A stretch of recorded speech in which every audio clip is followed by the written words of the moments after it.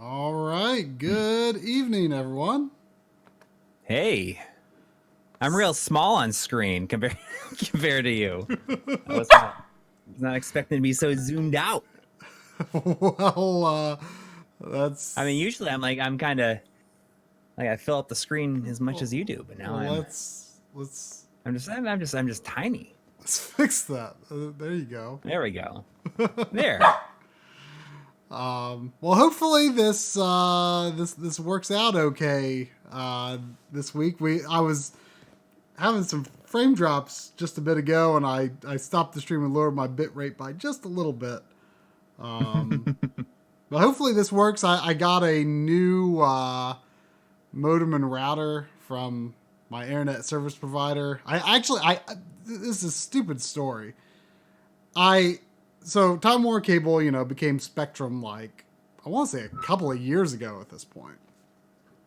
And Right. my previous plan, like I guess had kind of just been grandfathered in. They never changed anything. They no, Sandy, that's my remote.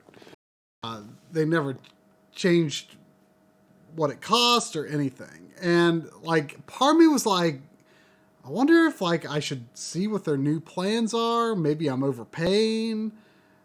But then I thought, nah, costs are always going to go up, so I should just keep it like it is.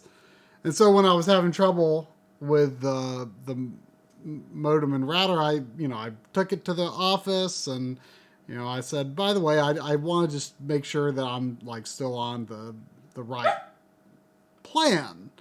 And he's like, well, I can give you 400 down and 20 for. Man, the stream health is low again. Uh-oh. Well, anyway, they theoretically doubled my speeds, and my bill is like $25 less. Now it's offline. It's saying it's offline. No, now it's stream resumed. What is going on? What's going on over there? I don't know. I had no trouble after I got the new modem. I had no trouble streaming on Twitch on Monday. No trouble at all. And the previous Monday I wasn't able to, just like I wasn't able to stream to YouTube. It's looking fine on the OBS end right now here. It wasn't a second ago. But is it saying is it giving a green status? It's got a green. I'm not dropping frames. Okay, now it says it seems okay now.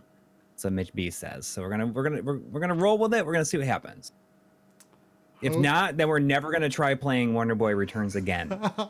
we were gonna maybe play some Mega SG, but it sounds like Kevtris might be interested in joining us on the stream next week. So thought might so we'll do it. Might save the Mega SG. I'm guessing there's probably going to be a new firmware out by then. So yeah, because he said that. Yeah, he said there would be 1 to 2 firmware updates between now and then, probably. So that's pretty huge. Yeah, so he said there will be stuff to talk about. Yeah. Okay, the stream health is green now. Okay, well, should we? Don't speak so soon. I'm dropping frames. Now it says, man, what's going on?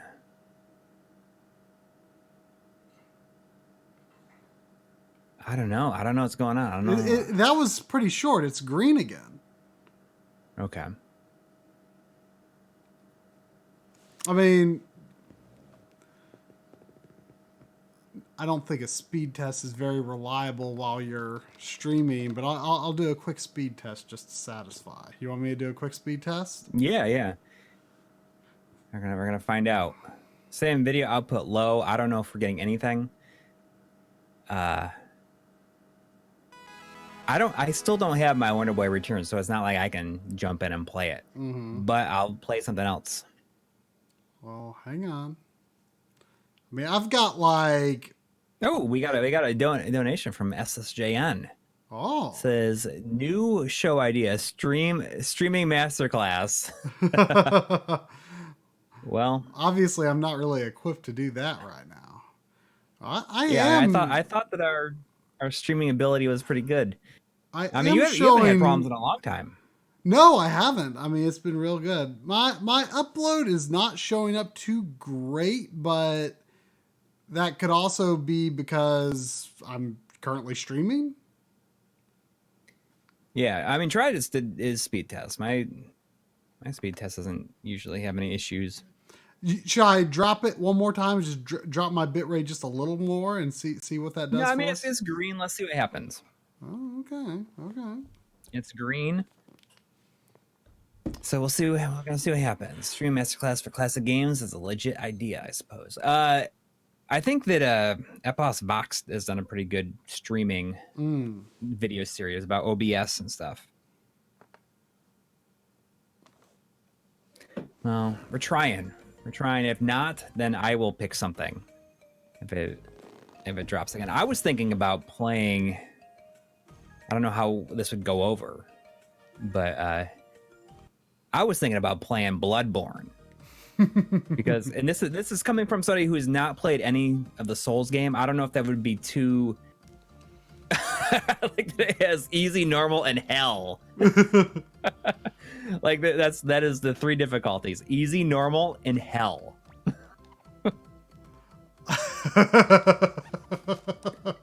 That's quite an escalation. Yeah. I've played the Or first descent, level of rather. this before. Yeah. So I'm just replaying it. It is not a great looking game. I mean, to be fair, it's a very clean art style, you know? Yeah. But it's also very sterile. I mean, it's very much got a Flash game vibe to it, you know? Yeah. It would have... And that is not a term that I like to use these days. I mean, sometimes I do, but yeah, because it's for one, it's kind of outdated. I mean, that's not really a thing anymore, to my knowledge. yeah. You know, it'd be more of an the HTML game or whatever. Yeah. It's saying video output low again, so we're gonna see what happens. I mean, is it as long as it's go? I'm able to watch it, so Yeah, I mean, if you can watch it, then I'm not too worried about it. I mean, I don't know how it sounds, but if I was to play Bloodborne, is that something that the chat would be interested in at some point? I mean, would that be too annoying to watch somebody do that has not played any Souls games and doesn't have any real experience with it? I mean, certainly one thing you can count on for sure is for it to not be too talky. One thing you should do before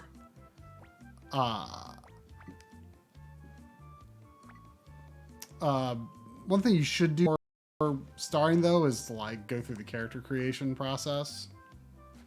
Oh.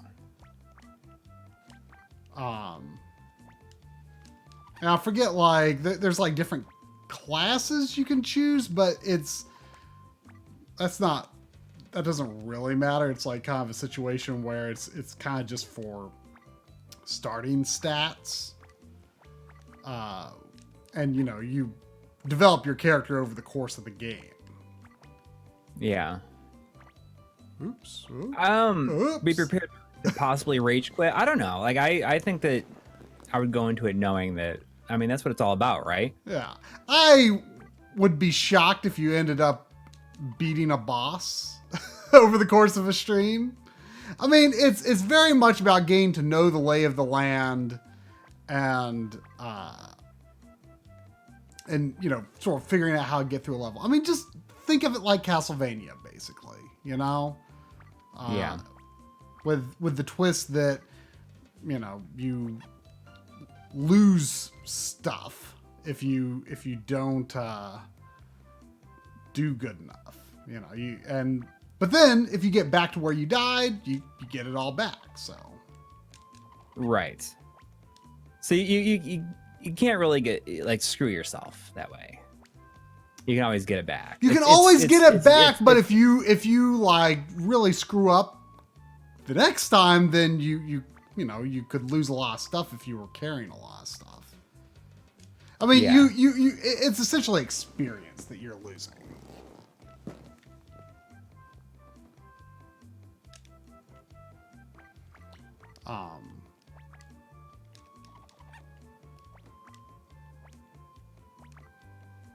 No, now it's green again, so we'll see what happens. Has it been green for a while, or did it drop? No, it just went into the green. But has it been smooth?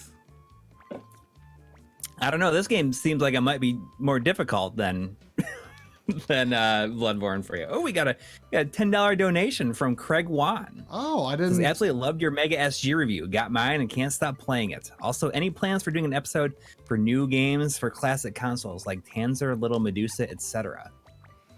Little Medusa, was that one of the? That was one of the Mega Cat games. Yeah, I actually like those. Showed up in my PO box.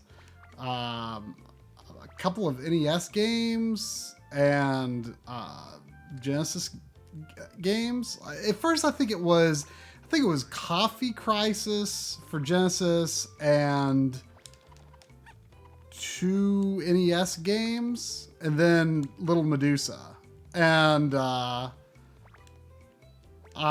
this is a long level. I was like, oh, like I felt a little bad because like that's kind of not my scene. You didn't really have a use for them. Yeah. And I was just like, I'm not gonna make a video just about these. Like, it doesn't really fit into anything I want to do. Right. You know, I mean, I didn't ask for the games or anything. Like, they just kind of showed up. And so I was, I just you get the doll, yeah. There you go. So I felt a little bad about it. I was like, all right, I just don't know what I would want to do with these. And then I was like, oh, I finally got something I can test them in. And I saw that several other people actually showed Little Medusa. I think a few other reviews showed Little Medusa, didn't they? I saw at least maybe Metal Jesus. I forget what video. Yeah, maybe. Some video had Little Medusa in it. Which it's very much. I mean, they admit it on the. I took a look at the Mega Cat website. They admit it that it's like, very inspired by Kickle Cubicle, which is kind of a. Is that little death good? No, it's not. My food is draining fast.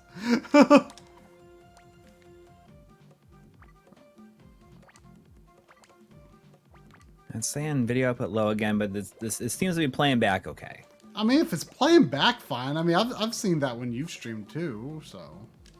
Yeah. Let's see. Anyone watch John Linneman's SG review? Yeah, that one. Does it cover anything that we didn't? I mean, it's a lot of similar stuff is definitely covered in between, and he focused a lot more on like weird compatibility tests and stuff like that. Right, exactly, and we were in contact with him like throughout the entire process, basically. Yeah, I mean, we were beta testing it, and so was he at the same time. So we were just kind of sharing information back and forth as we found it. I mean, there was some definite Master System compatibility problems that I found early on, and it's in retrospect, like stuff that we learned as time went on, it might not have been a complete incompatibility problem as it was the fact that certain Master System games will not work if you have it connected to a Sega CD. Mm-hmm. And that could have been one of the reasons, because I had mine hooked up to a Sega CD the whole time. Yeah, and see, like in my setup, it just would have been a pain because I've got the analog systems in these really tiny cubby holes, so Right, a Sega right. CD would never fit.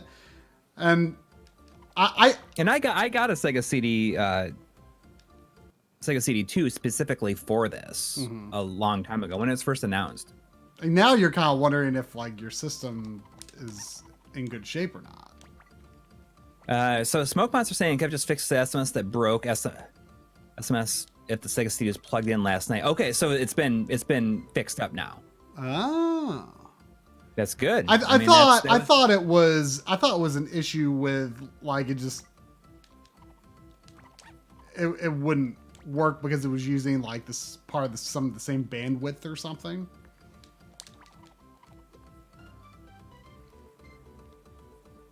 Yeah, I mean, I don't know exactly what, but I mean, it seems like a lot of different things are getting fixed up as even just like in this last week.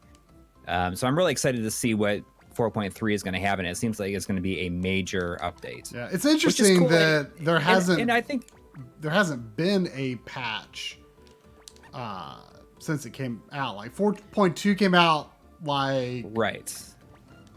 last weekend, I think, before it was in people's hands. A lot of do you remember what firmware our initial units came with? Because like people were receiving it with like 2.1, which I don't remember. Even beta testing, I don't even remember it starting that low. It was I mean, I feel like it was probably 2.5 or something like that. Yeah, I don't remember, but yeah, it's pretty. I mean, I can go back and look. We were it was cool kind of having the input that we got to have. I mean, there's certain things that were in there just like because of our suggestions, like specifically the different 320 and 256 sliders got put in. Yeah. Well, like apparently you can't play you can't even play Ultra Core like when you receive it. And so some people were just confused, like I can't get the included game. I'm like, well, update your firmware. Because like yeah, I feel like almost nothing in the video would even be relevant on firmware that old. Like seriously, almost nothing. I mean the basic video settings, yeah, but are fine. But all the because like there were some errors initially in the integer scale values. Right. Oh yeah, it was pretty. I mean, it was off by a bit. I think it mostly came down to differences between how the Super Nintendo draws graphics, and I think he hadn't gotten around to optimizing the scaler for the Genesis, which in most respects it did not really need to be optimized, other than it needed the capability to do 256 and 320 separately, which I was very impressed that I wanted to suggest that 256 and 320 be able to be set separately. Right. And I kind of thought, I bet the scaler can't even distinguish between 256 and 320. Like, it probably has no clue what resolution it actually is. And so I was like, I don't want to make things too complicated. I'm not going to suggest that. And you barely see her, but we got Sophia. The cat Sophia's making a rare appearance here. But yeah, anyway, so then like I was like, I sent a long email about the. Wow, what's this? This is like a new boss. This isn't an original boss. You must be a bit behind because I got to the boss a bit ago, but it's fine. Like as long as it's playing, that's fine. Right. Or you need to click the live button. I did.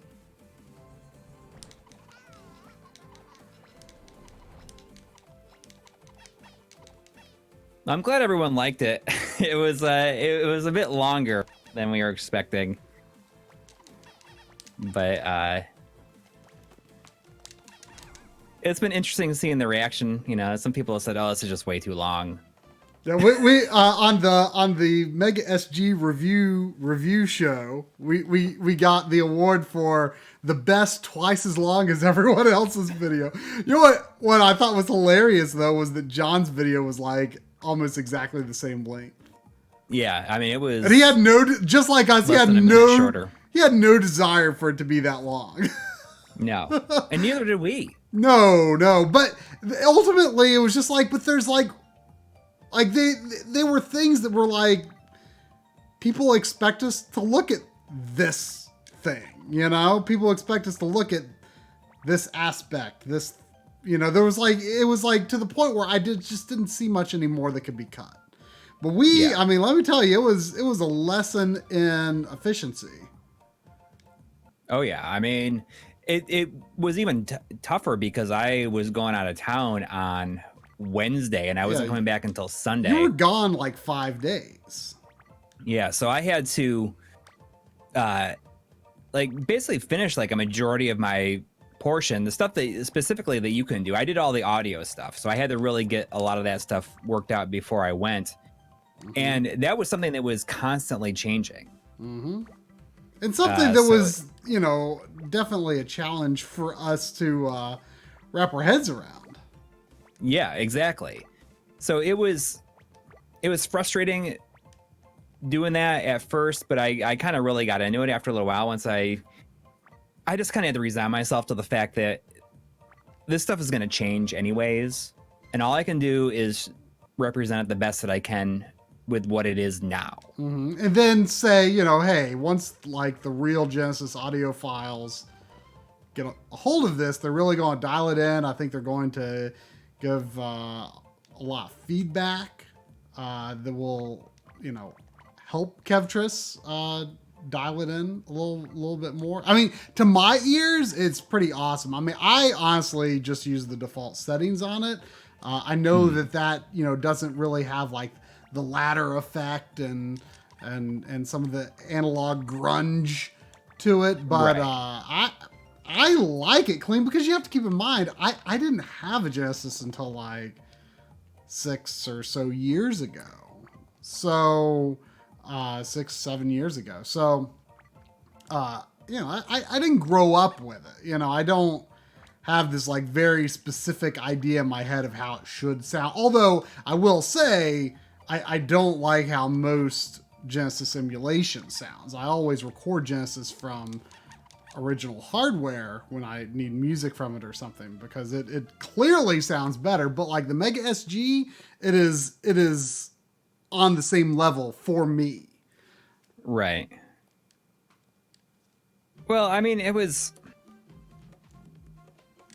I thought it sounded good, but it really stands out when you put it side by side. Oh yeah. I think that's kind of the big.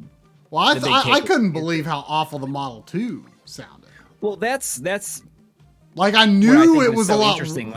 I knew it was a lot worse, but hearing it, right? I mean, well, you hear people say, "Oh, you know, it's so much worse," but I saw a lot of people in different places saying, "Well, it sounds fine to me." But when you put them side by side like that, then it becomes really apparent how different it is.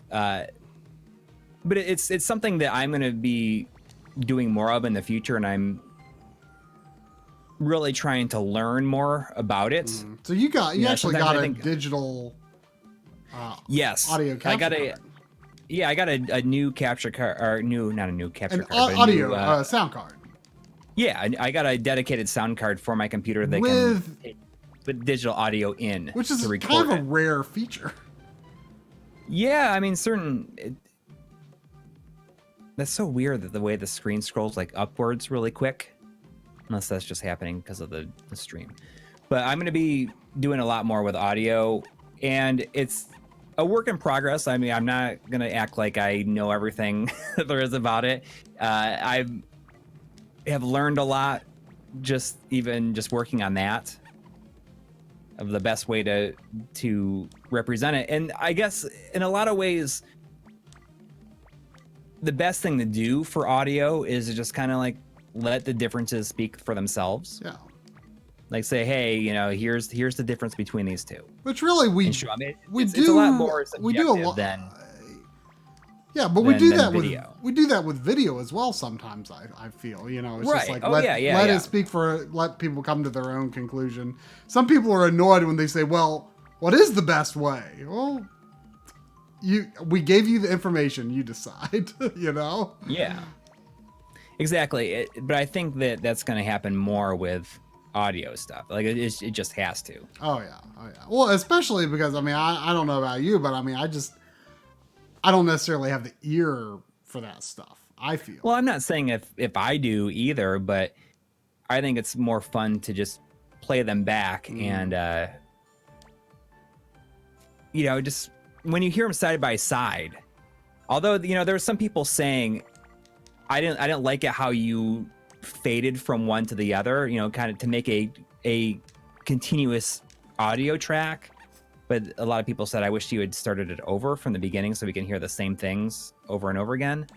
I go back and forth. I thought it flowed more naturally when you let the song play on, and it just it fades from one to the next.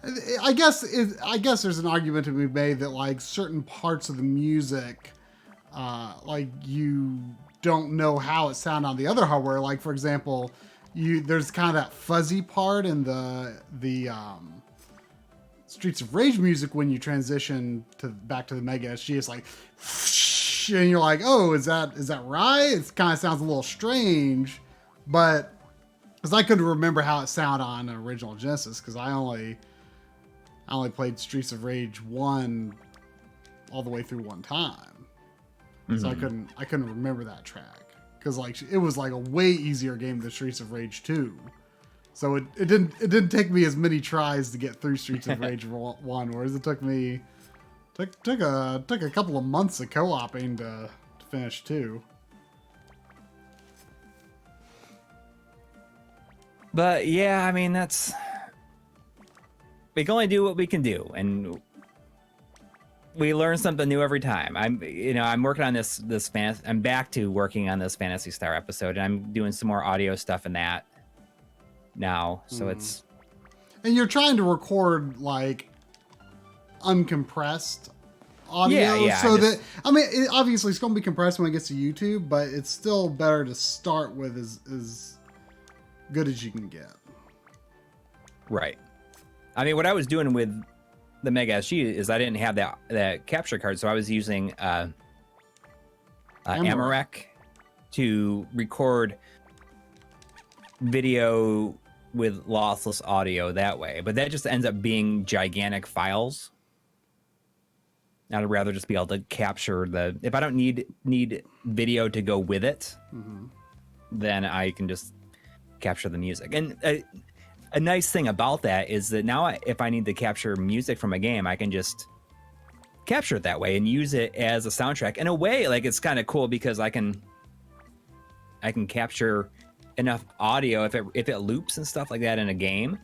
I can just let it go for as long as I need it to, without having to manually loop it in the edit. Yep.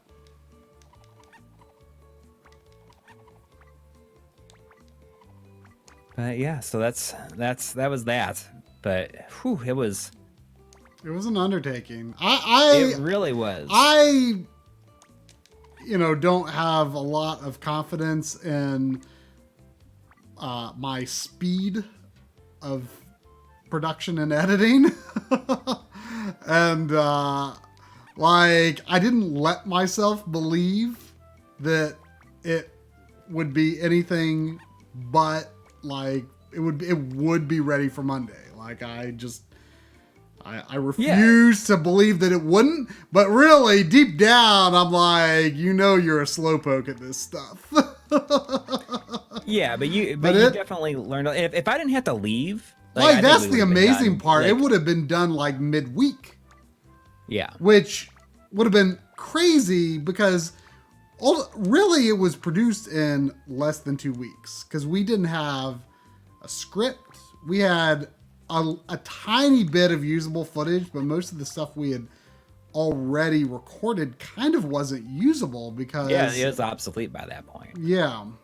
Even, some of the stuff that was in John's video, like he recorded it before a certain firmware, because I saw someone said, "Oh, the stereo audio is reversed," and that was someone noticed it. Yeah, someone noticed it in one of his comparisons, and that was fixed in 4.0, I think.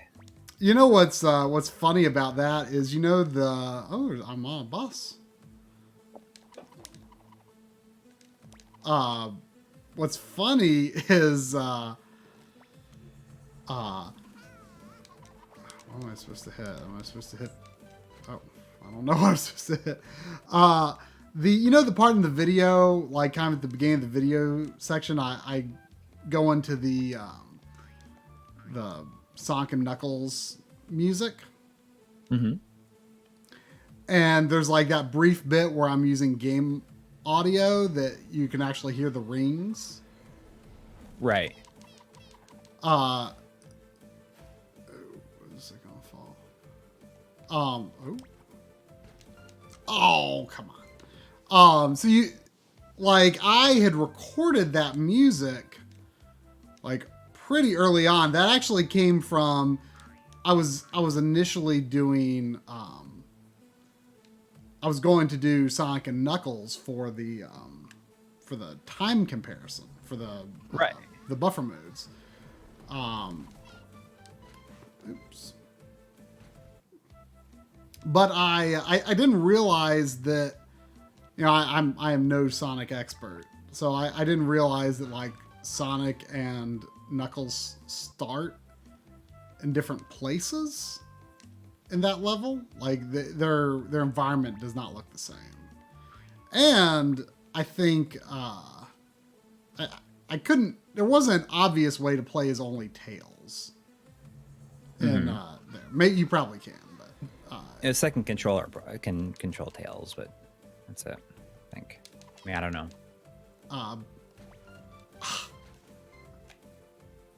Okay, I think only the outer fins. I'm gonna have to start the level again though. Oh, I'm unlocking Classic Boy for some reason, even though I died. Let's do it. You gotta play as the Classic Boy. It's your boy, Classic Boy. Oh, see, this is the way to play. He's got classic hammers too. See, I can get. Oops. I think this looks a lot better. This classic. This immediately looks like a better game.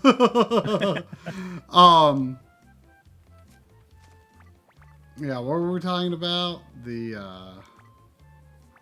So the Sonic and Knuckles. So I ended up doing Sonic 3 and Knuckles so that I could have them all starting at the same place with different characters. So I just thought it'd be fun to have a different character in each window. But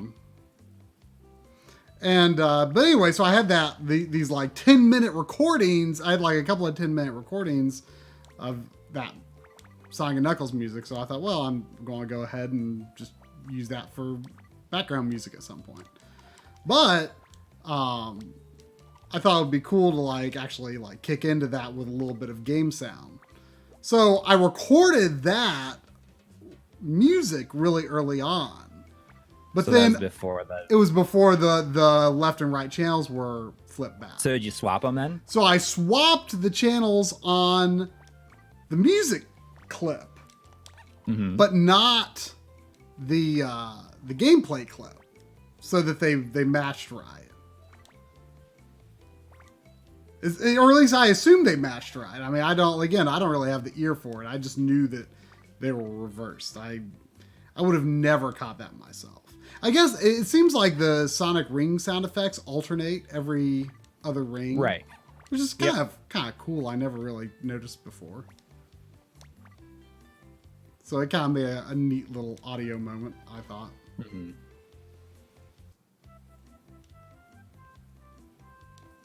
This game is pretty tough for you.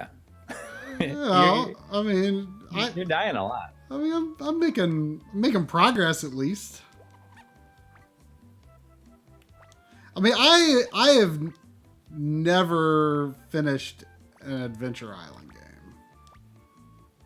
I mean, I haven't played them a lot. Like, you know, the Monster World branch of Wonder Boy is what I am most familiar with. Yeah. The boss is a little tough, though.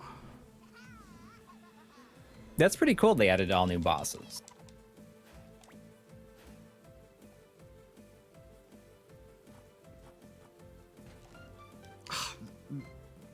Those splashes are tough to dodge. Yeah. Oh. Okay. Well, you running away now? Okay. Are you coming back now? Kind of annoying that I have to watch this guy Kamek the boss every single time. Man, you got to jump right away for those outer tentacles. I would just get to the edge of the screen. Yeah, but you don't know which tentacle is gonna go until it's probably too late to do that. And sometimes they can go at the same time.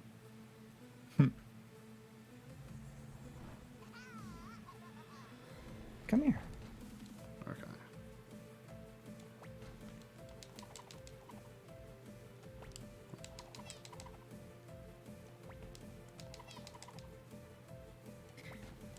Yeah, so last weekend I went to Knoxville, Tennessee. I'd never been there before. For the Big Ears Festival. Big Ears. Big Ears, yeah. Was it decent? I was okay. It's not really something that I'm all that into, I guess. It was your brother's idea. Yeah, it was the thing. It was something my brother really wanted. He's been asking me to go for a while, so we went, and yeah, it was cool. I mean, Knoxville's interesting. It is really small.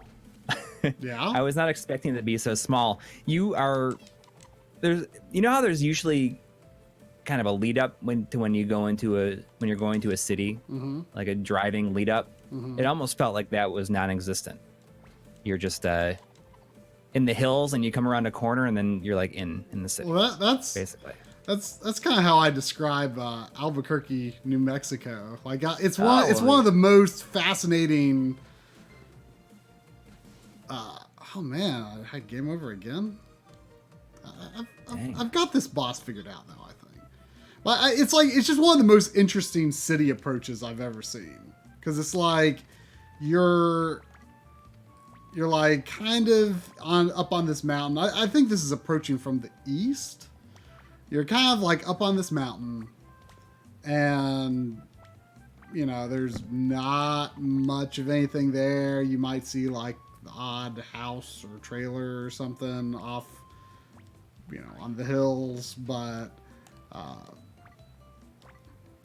for the most part, there's not much of anything there. Then all of a sudden, you like see this big city in front of you. Like you just like kind of rise over a little hill, and there's this big city. But the coolest part about it is like you see the nothingness of the desert on the other side. Like you see the whole thing right there. It's like cool. It's pretty awesome. It's a striking image.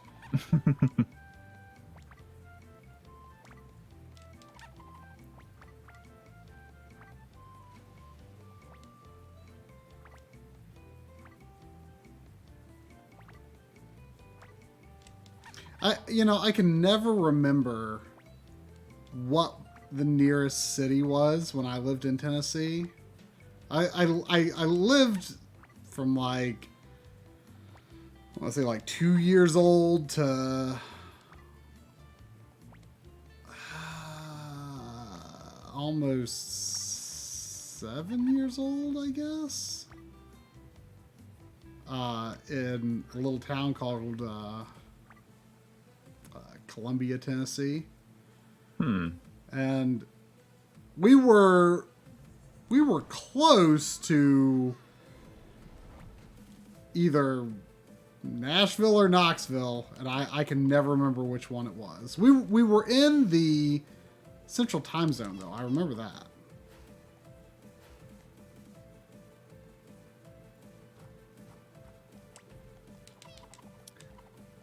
Was there a longer trailer for Streets of Rage 4 that it was playable at PAX, wasn't it? I think. Yeah. Oh, I just jumped for absolutely no reason, and it happened to hit the shot she shot out. I did see I mean, it wasn't. I felt like the art style was maybe a little different, but I'd have to. Oh, we got a $2 donation from Joshua Horsley. Says, "Hey, Try and Coury, I recently got a FrameMeister."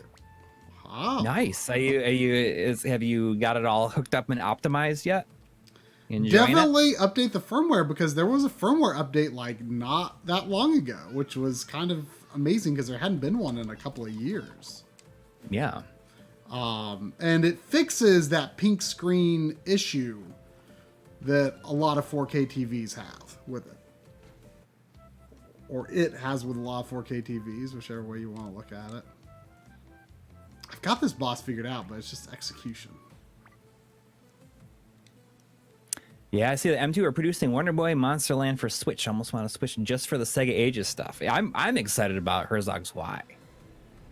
Like, I think that is so cool that... Has that game not really gotten any attention? No, I don't think it's ever been released on anything else. It's never been re-released. Yeah. That's amazing. It really is. So maybe it will get the respect that it deserves. Another one is like as G-Lock, I think was another one. But yeah, I mean, you're just having a hard time with this. I mean, 2 Sega Ages just came out. I got Alex Kidd and Miracle World that came out in Sega Ages a couple days ago. Have you been buying most of them? Well, the only one I haven't bought is Gain Ground, and that came out the same day as Alex Kidd. Mm-hmm. I will get it though eventually. I'm kind of hoping that they eventually get a physical release though. Oh yeah, I mean, that'd be like a compilation or something. And M2 is also doing the Genesis Mini. Yeah, that's big news. That's quite an announcement. I mean, I think most people are going to assume that it's just going to be junk like all of the other licensed Genesis things, but I mean, M2 doing one of those is pretty big news. Yeah, I mean, this will not be another PlayStation Classic situation, like not even close. Right. It's cool because I was reading some stuff. It's like, oh, the Japanese version includes the US, the Japanese, and the European versions, like all 3 versions of the same game. And I'm like, well, that's pretty typical M2 right there. Mm. Wait, every version of the Mini will have every version of the game? It's as far as I know, yeah. Oh, that is like Japanese. The Japanese version includes like the U.S., Japanese, and European version of Castlevania. That's like kind of a megaton that game is getting Yeah, well, I mean, like I think they knew stuff had to go. Yeah, had to be in there. That's a big deal, and I hope Contra Hardcore might show up on it too. I don't think the full list is announced. Well, it's possible. I mean, if they're doing Castlevania, they may as well. They should. Got a $5 donation from Matt Gurley, who says it's time for more My Life in Gaming Game Sack skits. Love your work, keep it up. Well, hopefully we'll get to. I do another. I think it would be fun for me to sneak in and steal something from Joe's game room at some point.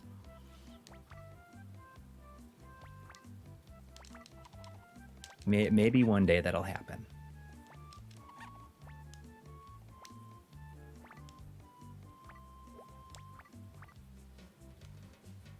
Ice-T, I missed your comment. You said you missed the comment. Came in randomly. Keep kicking ass, says. Thank you. I missed your earlier comment. I apologize.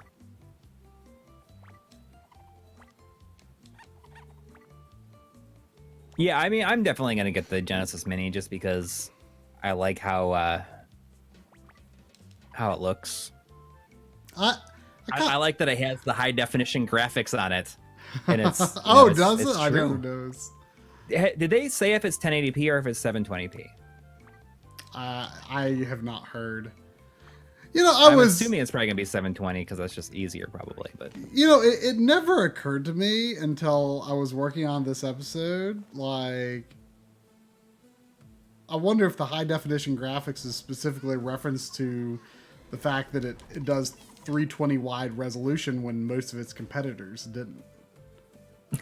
I wonder if that was like probably not that specific. I think that I don't know. Probably realized that like they probably put it on there because it just makes it sound like it's a lot like 16-bit is more capable than 8-bit. I mean, maybe yeah. But the Genesis or the Japanese I did it. That was very unexpected. There's some big Kirby-esque stars that come out of it. There was never high definition graphics on any Mega Drives, were there? That was just an American thing. Right? You die immediately. Oh man, that there's like no pause in that thing leaping out. It just goes forever. I don't have any hammers.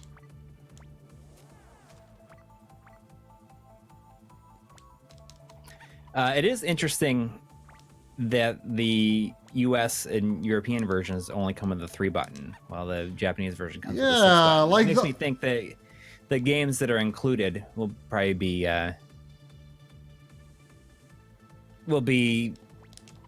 like different enough that you don't need a 6-button controller for any of the US releases. Well, you don't need a 6-button controller for any game, do you? Well, I don't know. So there's another 30 games that need to get announced for it. I'm almost tempted to do like a thing for our video log series that we do for like supporters and stuff. What 30 games that we put on it? I mean, like, yeah, let's do that. That'd be fun. You want to do that this week? I mean, there's bound to be. I'm sure there's already a million videos like it out there, but I mean, this one will just be for our. It won't be like a regular episode. So, right. And it won't be an episode. We always joke that like the content we make for our Patreon and YouTube members is like some people's main content. Like, not to disparage that. It's just like we feel like people will get annoyed if we put that kind of stuff as like main content. Yeah. But it's fun to do anyway, you know? Oops. That was weird. I got a $2 donation from Frank Yeager. It says, do you think the Wii U discs will outlast a download? Like you mean in terms of like, will like the download like die or corrupt or something? Maybe. I mean, modern discs, how they're made, I believe I think they're supposedly much more believed to be much longer lived and durable than CDs, from what I've heard. But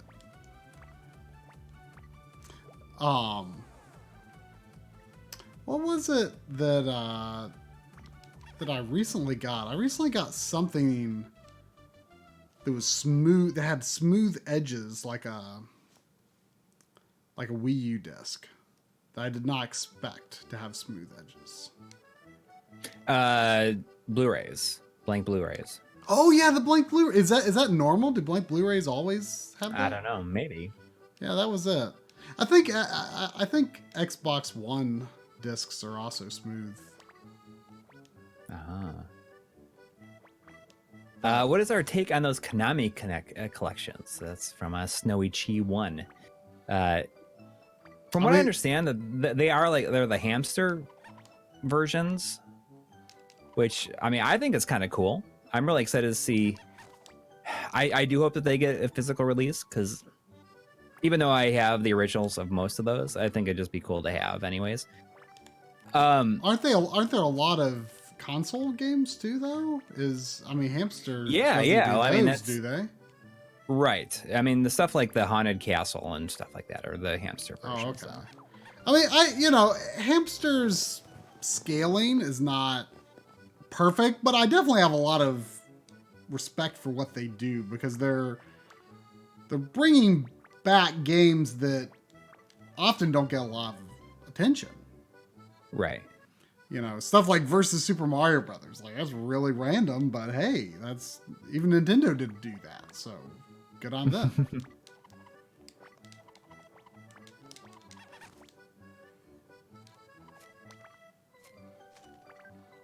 Oh man, now I'm thinking about the 30 games that I would put on the thing. Do I? I'll do that as a video log.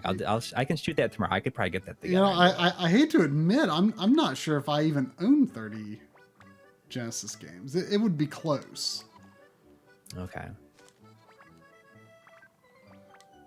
Well, maybe we should discuss it and come up with a list, and then we can. Well, I mean, the list begins and ends with, in my opinion, Contra Hardcore, Castlevania Bloodlines, and Rogue Knight Adventures. Everything else is icing on the cake. Yeah, well, I mean, I'll do that. I'll do that tomorrow. That just gives me a pretty easy thing to do. Our video log was way late this week because my daughter was sick, had strep throat, so she was home half the week with me. But now she's on spring break and she's at her grandma's house until Wednesday. So it's quiet around here. Well, I went out for dinner tonight and had some margaritas. It was awesome. Well, that should give you ample time to finish this. Phantasy Star, yeah. Yeah, I mean, like this Phantasy Star has been it's been a little bit more difficult than I anticipated, and I think you've let it be difficult. Yes, and I think that's the problem is that I don't have to talk about every little aspect about all these versions. I mean, I think the that's first the thing, the first when I think about the Mega SG video, I think you talk about all the different resolutions. Like after a while, it's just starts to make your head spin. Yeah, well, but for a video like that's one thing. But the Mega SG or the Phantasy Star video, it's not about that. If people really want that information, they should watch some of our other videos. Right, and that's fine. That's totally fine. I think there was an additional donation. I know. I see that. It distracted me. I died. Really quick though, I want to before I read the donation. I see that Scoot Diggity is asking, and I saw him ask this earlier. Is it possible to play Game Gear games on the Mega SG through the EverDrive? I know that there are Game Gear to Master System ports, but they are hit and miss. They do not work. I don't even think the core is present on the system right now. We got an email over the weekend from. Right, but I responded to it. It's not. It doesn't work for a Game Gear game. Oh, okay. Oh, there we go.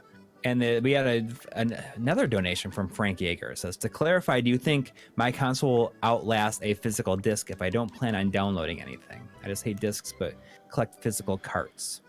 I mean, I really have no concept of the Wii U's reliability.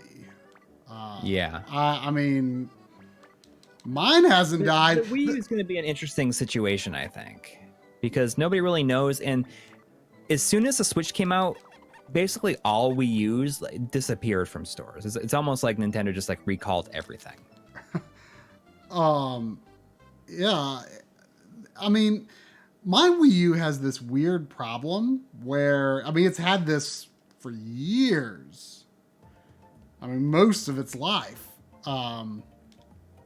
Where when I turn it on via the gamepad, like probably like 70% of the time, it says could not connect. Like the gamepad and the Wii U just don't connect, and the system won't let me play at all. So I hold power on the Wii U system itself, and then I turn power back on at the Wii U system, and the second try, it always works. It always works. It always works the second time. But probably 70% of the time, it does not work the first time. Yeah, I have an issue like that sometimes where it'll just it'll freeze up and I have to unplug the actual plug from the back of the system. Plug it back in. The Wii U? Yeah. I feel like early on, like when there were some games that kind of had some glitches. They're luring you into those spikes with that piece of cake. Gotta get that cake. Early on with the Wii U, I did have to pull the power out a couple of times, but it never happened again after like the first couple months. Like I remember Nintendo Land kind of had some glitches. Like Nintendo Land froze up on me several times. Yeah. But after that, I had no problem. But I've kind of wondered if my problem with the gamepad and console not talking upon boot up has something to do with like my HDMI switcher or something, because when I played Xenoblade Chronicles X, I got that for Christmas the year it came out, and I brought my Wii U to my parents' house, and that was a direct connection to a TV, and I played quite a lot of it while I was there, and the whole gamepad not talking to it thing happened like one time. So it's made me wonder if it's like something to do with my setup, and like something about like HDMI switcher is like throwing off the system during its boot process. I mean, it doesn't make sense, but I have no clue why I had less trouble starting the system in another location. It's very strange to me. But I don't think that really has anything to do with the system's long-term reliability, as long as like the wireless connection with the gamepad doesn't break down, because I don't think you can do a wired connection. Right. I got a $2 donation from Chris Broom, who says, plan to return to the 200 series in 2019. Dreamcast, original Xbox. Yes. Yes. The fact that there was no 200 episode last year was not intentional. It's just the way that things kind of happened. We felt pretty bad about it.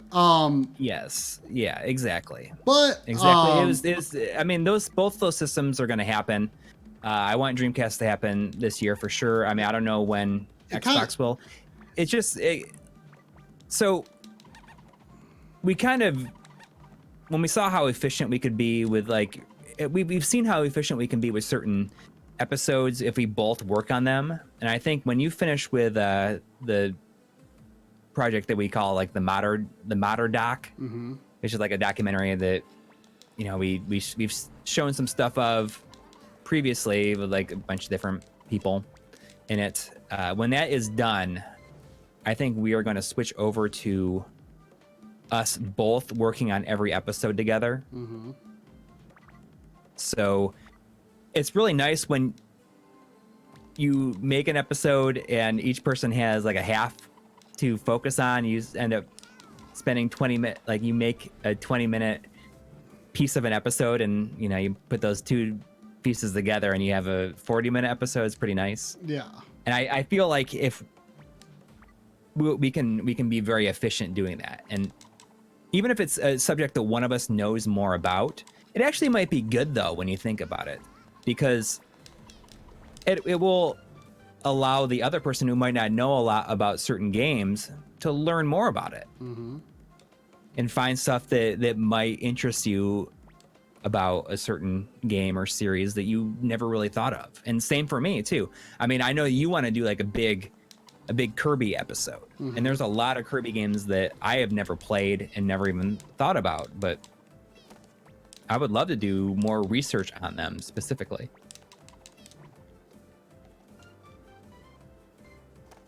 This is tough, man. These bosses, they just move so quickly. Well, the other bosses didn't move a whole lot, but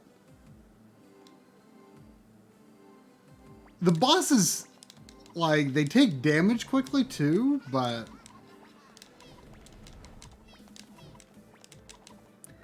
so I think that's going to happen. We've seen in recent months just how efficient we can be when we both work on an episode.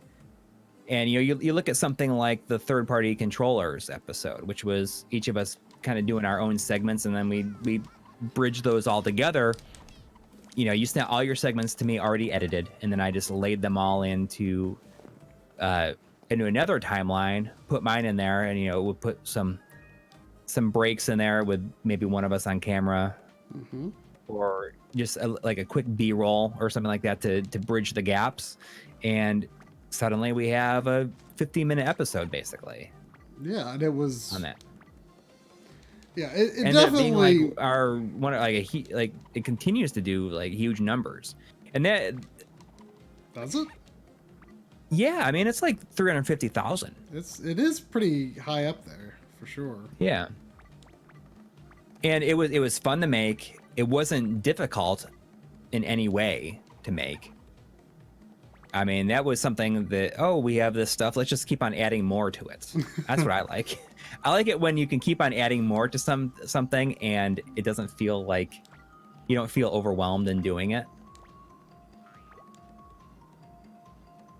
Now that I was more overwhelmed during making that episode because like I was kind of coming off of putting that GameCube HDMI video on hold. Right. Because like the stuff wasn't really quite in the state that I thought it was going to be. Like there was a lot of changes that needed to be made. And so I was kind of waiting for some final hardware. And so we kind of at the last minute are like, okay, well we got to throw this together in like a week. Some kind of episode. And we did that and it worked. But I was definitely more stressed because like I was kind of frustrated that I wasn't able to finish that episode. Yeah.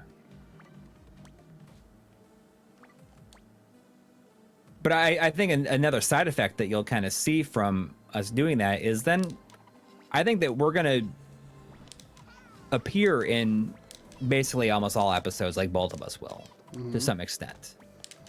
And I think that's good too.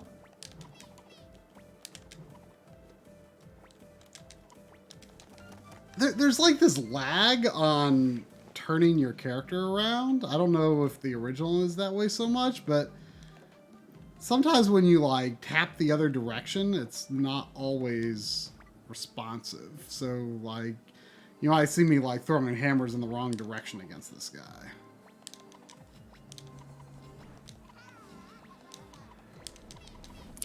Fat Chocobo says, am I the only one in this channel that likes composite on CRTs and old consoles? I mean, there's definitely an appeal to it for sure. I mean, I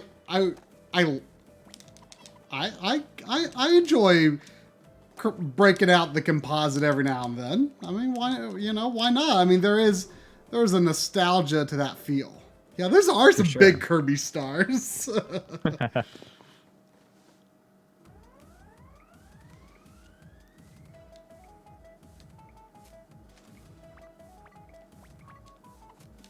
When I picked up Yoshi's Crafted World on Friday, I also just because I gotta have my complete Kirby collection, I also picked up Kirby's Extra Epic Yarn, as well as the 3DS version of Woolly World, because, I'm definitely doing a complete Kirby series episode sometime. I'd like to do it this year. But, I kind of have a decent start on a 2D Mario series episode. And, I feel like the Yoshi games, even though Yoshi's Island is Super Mario World 2, I still think, it doesn't really fit in that episode. The Yoshi games deserve their own episode. So, I'd like to do a Yoshi episode on its own sometime, too. So, may as well get the 3DS Woolly World. Why not?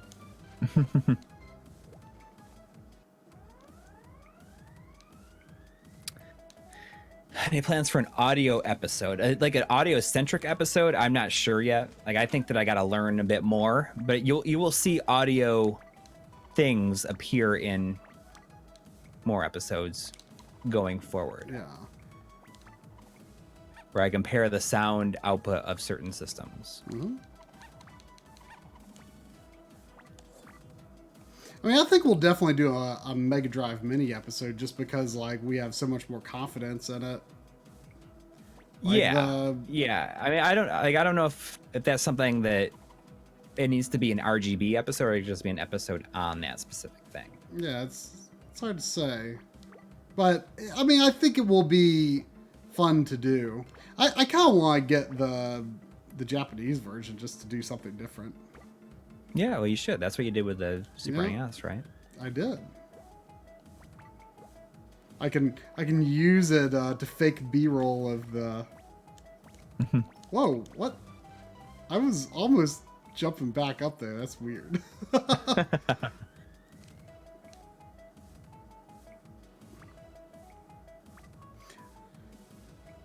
We're going to tear apart the Polymega. I'd like to take a look at it, obviously. We're curious. I would like it to not be bad. Yeah, we never want anything to be bad. I'm certainly interested to see how it comes out. If the Polymega provides a decent product for the audience that it is supposed to appeal to, then I won't. I'm not gonna. I don't. I have no. We just show how it works and what it does. If something is going to be just like an absolute piece of garbage, I'd rather not do a video at all. To be honest, because it's not interesting to me.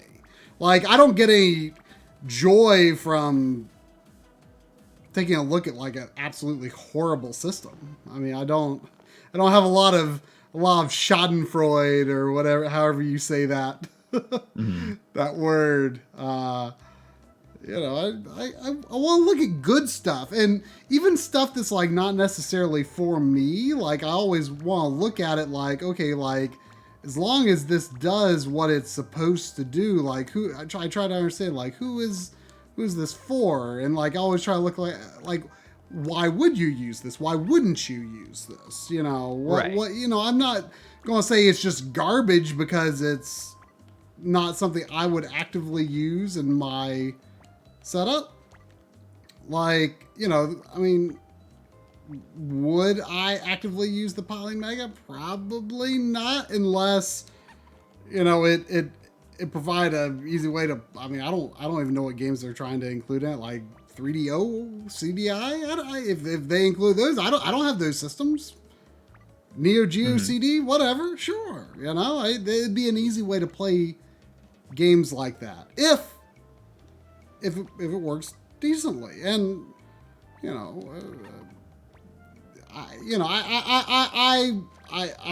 I agree that they have made some strange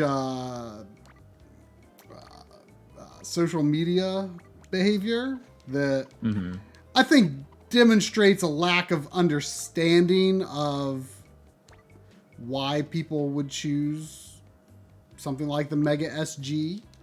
You know, and it very much goes against like my message at the end of the Mega SG video of just like, well, that was let's all get along, you know, like, hey, Poly Mega, why don't you get along with analog? I mean, I know that analog, to be fair, you know, really postures themselves as the not this, not that, you know, which, you know, I can see how that could get under someone's skin, sure, but Right. I don't think you come, you know.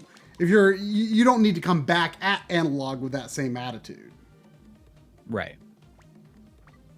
Yeah, I mean, in a lot of ways, your message at the end of the Mega SG episode I think is the best part about the episode. It's a very long ending, but it's actually kind of interesting because I wrote that, like, I promised myself, like, I'm not going to get into FPGAs too much, explaining too much about FPGAs because I've done it like 5 times already. I don't want to do that again. Most people who watch our videos know what it is, and I can just say in one sentence, or you said it in one sentence, and near the beginning of the video, like kind of what it is. And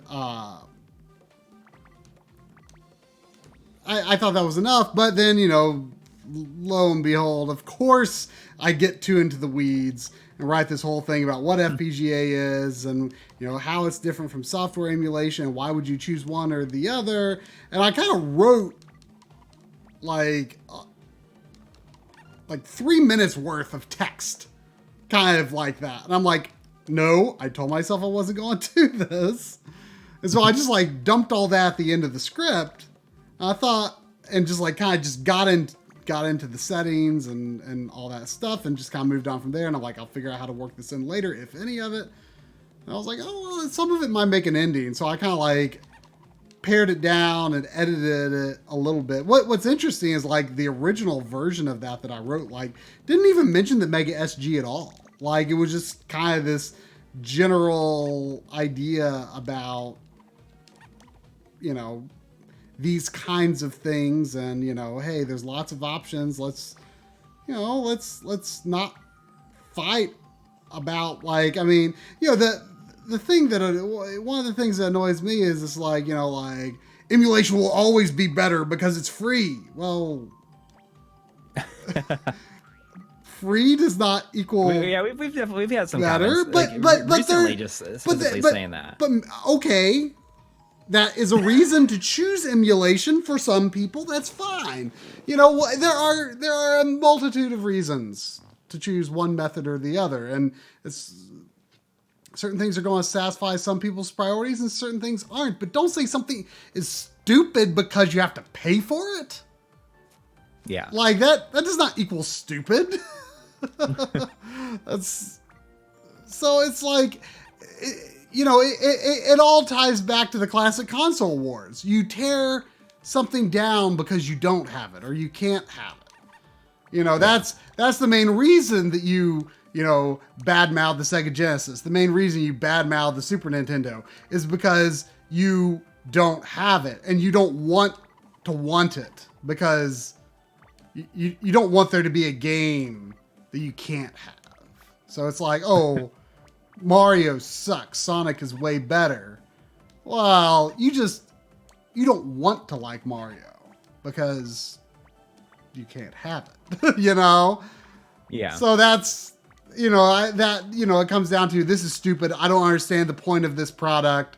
Well, it's like, come on, you can understand the point of this product without a whole lot of strenuous thought. You just don't want to understand because you don't want to pay for it, and that's fine. That's fine. There's nothing wrong with that, but acknowledge that other viewpoints are okay.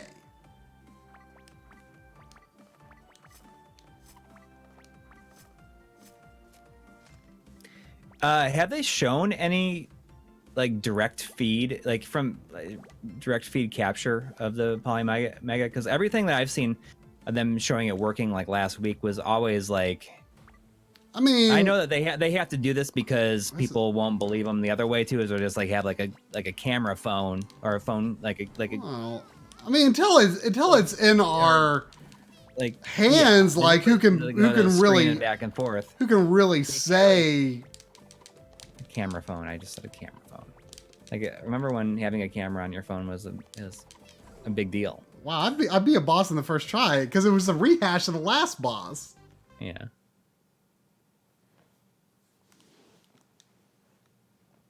Yeah, JF, that's what I mean. Is they showed when Renee wrote the a blog post about how he doesn't believe that their CRT filter was real. I read that, but I had a little bit of a hard time understanding some of the. I didn't have a time at the time to read it really closely. I had a little bit of a hard time. I think it was on my phone, so I couldn't look that closely at the pictures.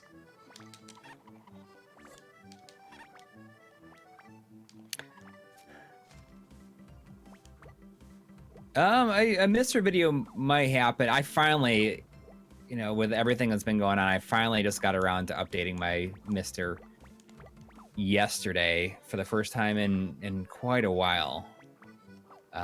Did you get a chance to play with it? I installed it onto a new memory card because I had an 8 gig memory card in there before, and the newest pack is like 14 gigs or something like that. So I couldn't fit it, so I had to order a new memory card or SD card micro. I mean, I really want to get one just for arcade stuff, if nothing else. Yeah, exactly. That for me is the biggest appeal. Yeah, because I have no intention of getting into super guns or anything like that. Mm-hmm. But I would like access to, no, it's not original hardware, but it's approaching original hardware in a sense. Yeah, and we decided recently that at the very least, it has to be, and anything that's like kind of remotely having to do with something, it's popular enough now that it has to be addressed in some way. Right. Either whether it's at least one comparison.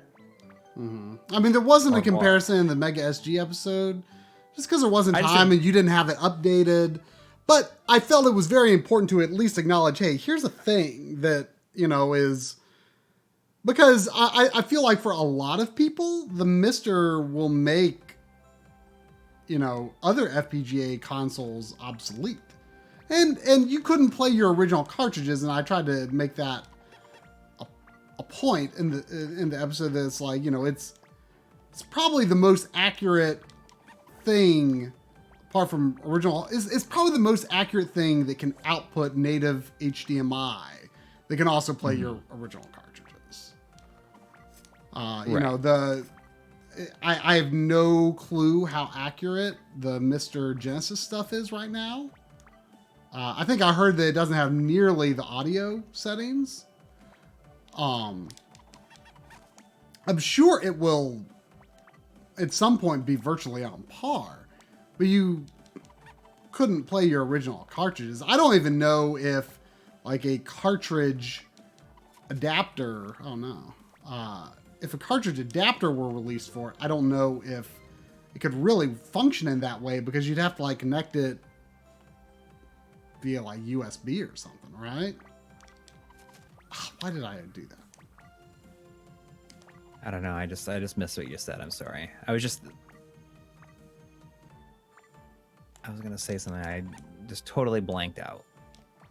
I missed what you said. I forgot what I was gonna say. Well, I was saying that like if like some sort of like ROM dumper or something was released for the Mister, like I don't know if you could really play the cartridges live, because it wouldn't be like integrated on the board, on the main board. Like it would be through a connection like USB or something.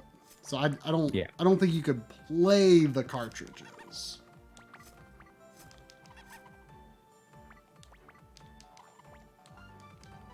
I do gotta order one of those cases though for it. Cases? I just like an enclosure for it. I've not seen that. I actually think I'd never seen it like fully assembled before until you. Before you saw that. Until I saw the sent you that. B-roll. Did anyone? And so I looked at. Like, anyone? even, you said. Catch that I was missing a screw, but I think that I'm looking at it right now, and there's not a screw hole, so you can't even. It doesn't go all the way through, so it's intentional. Yeah, I'm pretty sure there's. Is it like? Is it a heat sink or is it just a fan? Like, is it connected to something with like thermal paste? No, it's like it's there's a hole in the board. And there's a heat sink directly on the board below it. Okay. You had to buy like 3 separate parts and kind of assemble them, right? Isn't that how it works? Right. I kind of want to wait a bit because like I'm curious if it'll like come in a different form factor at some point. It's hard to say. Satsuna Sai saying the geometry episode is a meme at this point. Unfortunately, that seems to be the case. If there's one thing about this channel I could take back, it'd be mentioning that episode happening. Because I want it to happen, but like I don't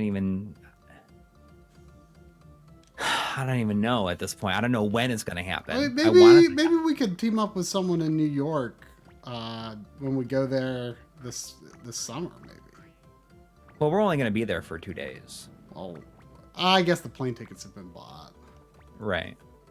Yeah, it's true. It's gonna be a pretty exactly. Retrotech, YouTube Retrotech does like a lot of CRT stuff and is woefully undersubscribed. So if you're really interested in like CRT, like service menus and all this other stuff, like CRT repair, definitely check out Retrotech. I hate how those things look when they jump because it's so like choppy. I really hate how there's like how like most enemies are just like one hit, but then there's like certain random enemies that are more than one hit. Like the 2-hit enemies like really throw off the flow.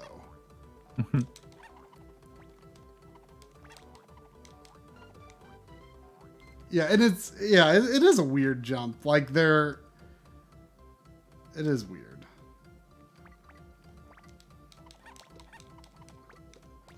It was Strictly Limited that released this, and they did they released kind of an interesting game today, right? Was that today or yesterday?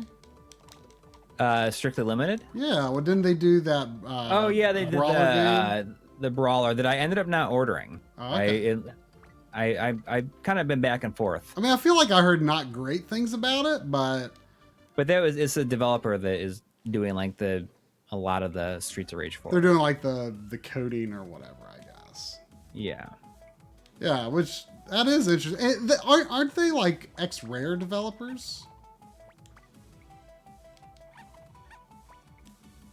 I don't know. I think they are. I see Bartman310 is saying about, is the NT Mini discontinued? Because there's a lot of people are like, wait, what? Well, I mean, it hasn't been. I feel like I had heard it was discontinued at some point. To be honest, I can't remember the source. I thought that had been an official confirmation in my memory, but I might have been wrong on that. But I mean, the fact of the matter is, you haven't been able to buy one since before the Super NT came out. Like, I just find it hard to believe that they would start producing them again in that form. Yes. Like, a lot of people seemed really shocked, like they were holding on to some hope for still getting one, but because they're really expensive, I think, if you try to buy one now. Well, I mean, they were real expensive to buy one new. I mean, right. As much as the jailbreak makes the NT Mini without a doubt, but I feel like the Super NT and the Mega SG stand well enough on their own. Just because they've got better video features. Right. They read the cartridges much better. Like the only issues I ever had with a cartridge on the Mega SG was that I don't know if it's a official Korean version or a bootleg Korean version of Space Harrier 2 that you gave me. Right. Yeah. Which is weird. I didn't realize it was. I thought it was just a Japanese version. Yeah, it's definitely not a Japanese version. But anyway, like it didn't work at first. I cleaned it and it still didn't work. But then I cleaned it again and it worked. Some people are saying that the NT Minis are going for $2,000 on eBay. What? $2,000. I mean, don't get me wrong. It's a valuable system with all that support, but I mean, since you wouldn't be playing cartridges anyway, you may as well play that stuff on the Mister, I'd say. Although I don't know, I assume Atari stuff is on the Mister. I don't know. Yeah, I see some people saying Patrick Betts is saying it should make a new version of the NT Mini, and I definitely agree. But I kind of feel like having a new version with all those cores available, like, takes away from the products that have come out with since. Oh no! I don't. I mean, if people think that the NT Mini, like if they do a NT, why did I forget the pattern here? I mean, if people think that if they make another version of that it's going to have like the alternate cores, like they're delusional. Like it's going to be just like, I don't think that's going to happen for the Mega SG, and it's, you know, it didn't happen for the Super NT. Yes, there was a jailbreak, but not like that.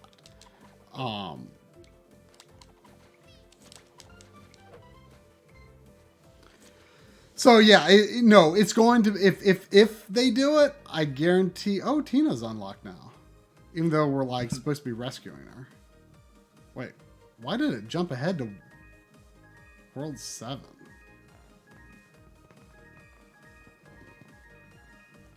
Oh, there's 10 worlds. Not finishing today, I guess. Well, may as well try Tina.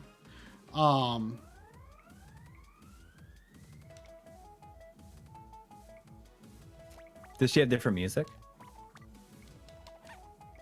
Not that I noticed, but I'm not paying that close attention. I have it turned down relatively Oh, she has low. a different weapon though. She has boomerangs. Oh, that is kind of nice, actually. Oh, the boomerangs are kind of like Super Adventure Island a little bit. The fact that her sprite takes up more space, but oh, she's got a scooter. That's kind of cool, actually. Yeah, that's cute. The fact that her sprite takes up more room though, because of that like gigantic ponytail, like, or pigtails, kind of throws me off a bit. Like, I don't know what my hitbox is anymore. But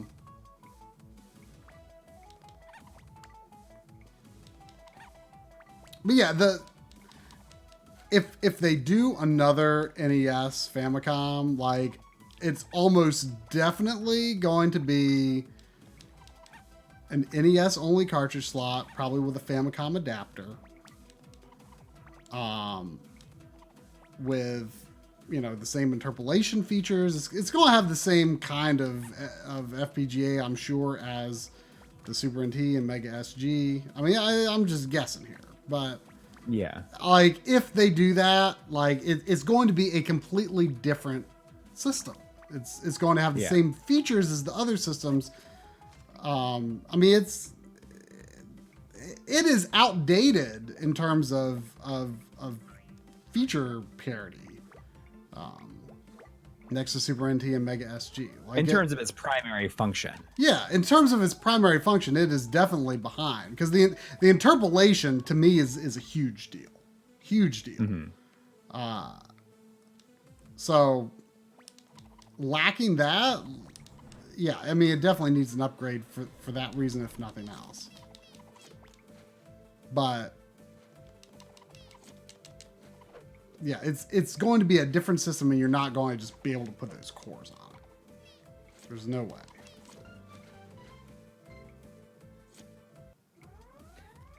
Some people are speculating PC Engine will be next.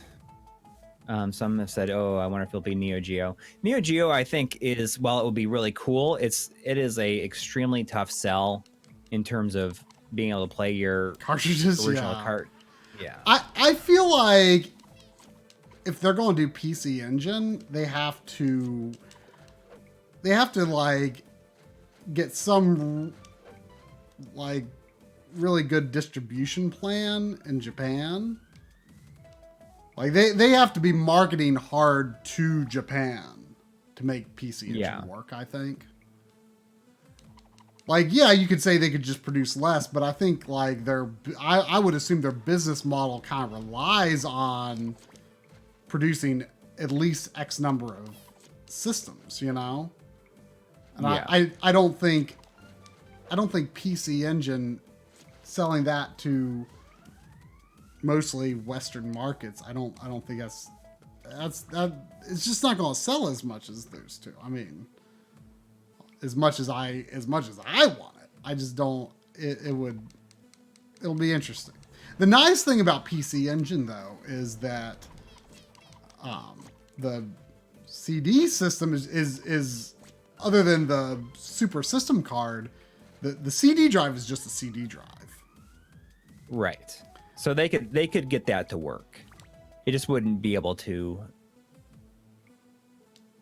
I don't know if I don't know if they could stuff, include like is so much more challenging. I mean, they could, because there's so much more chance for failure there. Mm-hmm. A lot of people were saying like they should release an add-on. I mean, I think people who are naively assuming that you can just tack on a CD and make Sega CD work, which is not the case. PC right. Engine, you kind of could. But,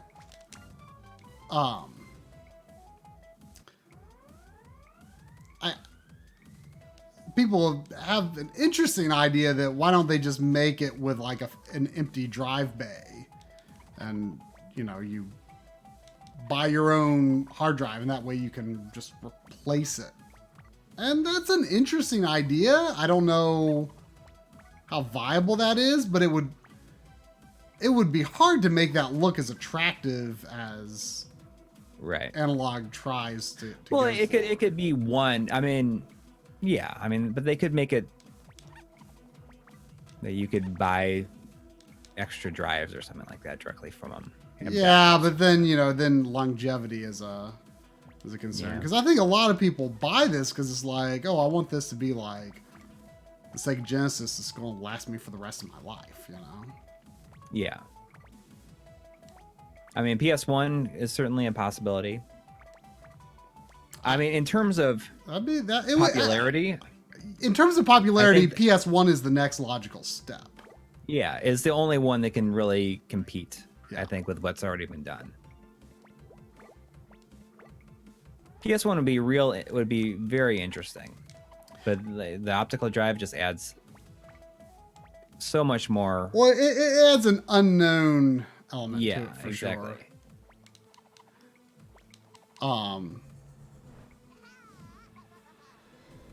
Right, the BIOS is the tricky part. Yeah, that's true.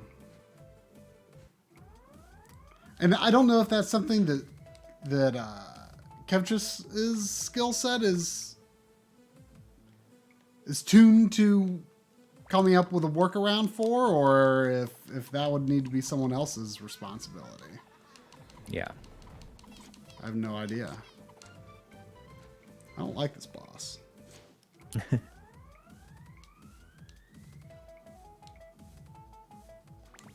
But I mean, we'll see. We'll see. I mean, it was like I think everyone. I do feel like doing like a new NES could happen next, but I think that they lose that forward momentum that they seem to be. Yeah, I feel like that would need to almost be like a mid-year release kind of deal. Yeah, like an extra thing. Yeah. I mean, N64 is I guess would be up there too. I mean, it would be up there, but I mean, Kev just didn't think he could do it. At the time we asked anyway. Right. He said RAM would be a concern.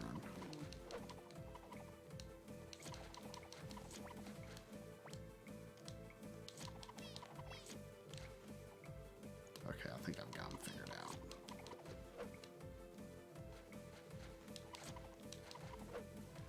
I mean, portable systems. Yeah, that would be really good. Yeah. I mean, I'd love to have like a portable system centric one, but you just hook it up to your TV. Yeah. Like a Game Boy Advance that just like hooks up to your TV. Or I wonder how hard it would be for them to make a DS clone. Like, it wouldn't have to be FPGA. Like, how hard would it be to make a reliable DS clone largely using off-the-shelf parts? Yeah, I don't know. Like, I mean, it's just like an ARM 7 or whatever, right? I mean, there's probably a lot more to it than that, but it would be interesting. Like, they don't just have to be FPGA. I mean, you know, they could be other, you know, specialty chips. Of course, I don't, something like the DS though, they probably couldn't really get away with because of hardware patents, I would imagine. Yeah, but Game Boy, like just a Game Boy you could do on your TV, that I would be way into that. I'll be way into that.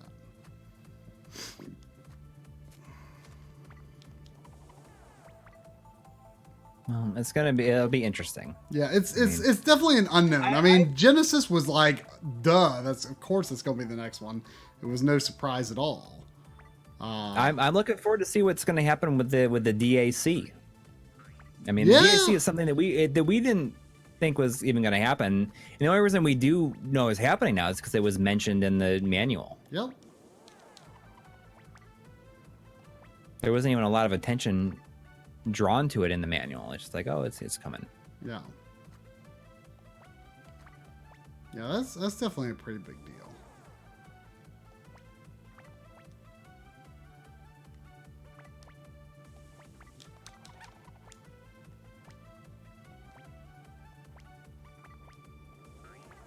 Just like all about running under those fireballs, it looks like.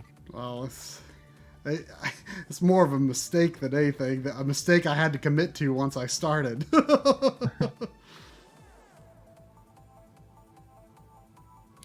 Any idea for the time frame for the rest of the cart adapters? No idea. I was actually kind of surprised that they were not available at launch. Yeah, because when we were waiting for our non-testing systems, we didn't even know if they were going to include any other adapter. I assumed they were, and then I was like, oh, maybe they're actually not ready. And then I checked, and yeah, they weren't. But I was really disappointed at first, but then I was like, you know what? I don't need more work right now. Thank God. So I can't even deal with this right now. Yeah, I was actually in the end glad they weren't ready. And two, like, I feel like those can be their own episode. Like, yeah. When those come out. Not each one of them, but as a whole. Yeah, sure. yeah. The whole set can be an episode. You know, at least Game Gear will warrant some investigation of its own. Right. I do hope that Game Gear will have a 7x scaling mode available. It does on the NT Mini, but it's like my one feature disappointment on the Super NT is that they never added a 7x vertical scaling mode for Super Game Boy. Mm-hmm. I mean, I wonder if once the Mega SG firmware stuff is like completely done, if there'd be any chance that Kevin would go back and add some of the features that he developed for the Mega that SG. He developed, yeah, if he could like fit those in retroactively. Mm-hmm. where it makes sense. Yeah, I mean, I think that'd be great. I mean, scaling doesn't really have to change on that, other than I want the 7X for Super Game Boy, but which is just another as an additional reset. Right, but the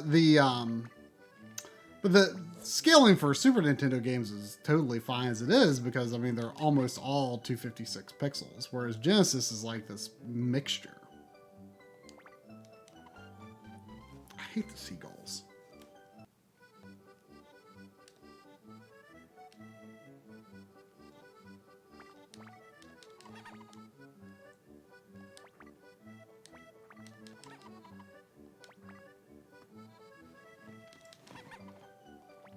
Well, the 32X, I think what John was saying is if you do it, it'll play back the parts of the 32X games that the Genesis handles. Isn't that what he was saying? Or am I wrong? I mean, I'm sure that technically it would be functioning. If it's plugged in. Yeah, I don't see why it wouldn't function. It should function, but you couldn't play the games, really. Yeah. I mean, the 32X definitely has its fans, but there were a number of comments that said like 32X, no buy, yeah. Which is, I guess. Like, honestly, if it had no Sega CD support, that wouldn't make a lot of difference to me. Not to say anything against the Sega CD, but I don't have a lot of games for it. And like, I mean, let's face it, like, the Genesis is great because of its cartridge games. I mean... Yeah, but there's a lot of good Sega CD games. I'm not saying there's not, but like... Here's what I hope, is I hope that somebody develops a 3D printed tray that can go on a Sega CD that will... Make it not look stupid? Make it not look stupid. I mean, that's it. Just all it would need to be is just like some sort of like has like rounded edges and like has like a little dip in it where it just like goes in there and it looks nice. Yeah, well, I mean I feel like that is definitely a possibility. It seems like something somebody would do. I mean, it's not Analog's fault, because if they made the system like big enough to not look stupid on a Sega CD, then it wouldn't match their aesthetic, and I think they made the right choice there. But yeah, it does look stupid. I mean, from before the system even came out, like I had no intention of ever connecting it to a Sega CD after the episode was done. Like I have zero interest in that. Mm-hmm. I hope that any further Sega CD testing that we ever need to do with the system can be handled by you. Yeah, that's fine. I don't have mine connected to my Model 2 right now because it just took up a lot of space where it was at. So I'll just break it out when I need to. Yeah. I see that Snowy Chi 1 is saying thoughts on Terra Onion's next project. Did they announce what it is yet? I know they're supposed to be doing some sort of direct style video they're going to reveal what the project is, but I didn't know if it had been announced yet or not. And is that supposed to happen like this week or something like that? Because I'm definitely curious. But if it's already been announced, I totally missed it.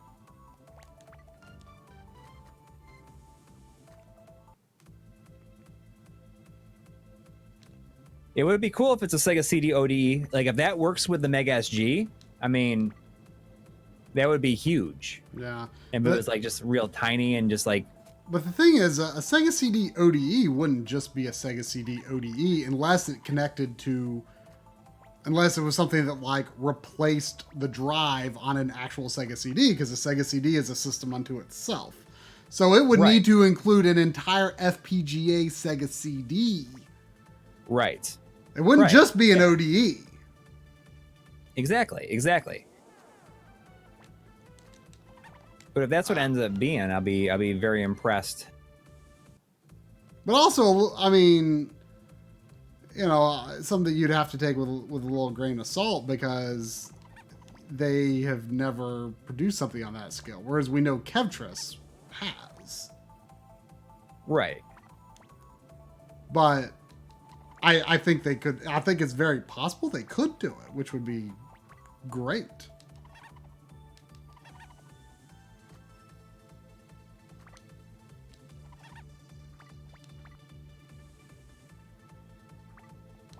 But I mean, there's a lot of interesting stuff going on. I'll admit that it's very difficult to keep up at times. I mean, there's so many videos I want to do on different things, but until we get to a point where we're both like working on an episode, we could probably do, if we were both working on an episode, on the same episode, we could probably, it'd be much less stressful. We should be our primary goal. Ahead, I think. Yeah, we could. I said it'd be much less stressful, which should be our general goal anyway, to make everything less stressful. I told you, I said we'd probably be able to get an episode prepped like within. Yeah, I mean that Mega SG video could have been done in about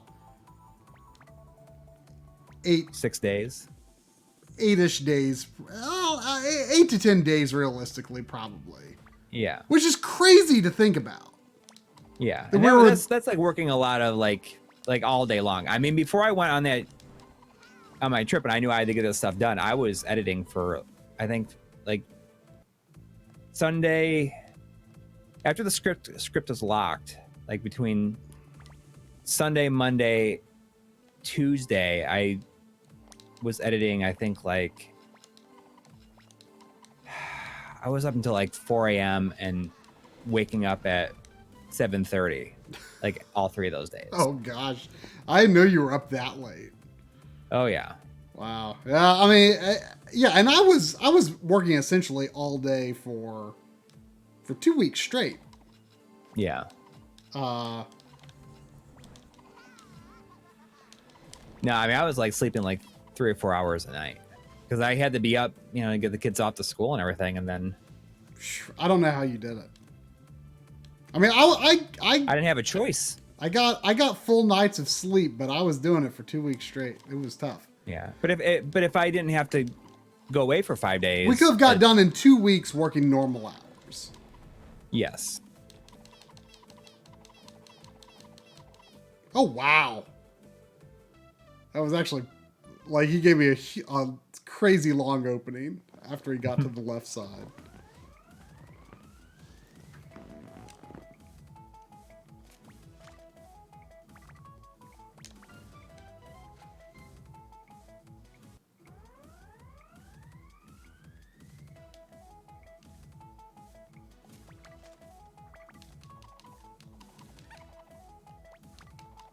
This music sounds like it's original too. It might there's be a lot of original content in this. Oh yeah, I'm pretty sure this is mostly not a remake. Not that I know the original game particularly well. I need to get the Master System version someday. I'm surprised you don't have it. Well, me too. If I saw it, I'd buy it.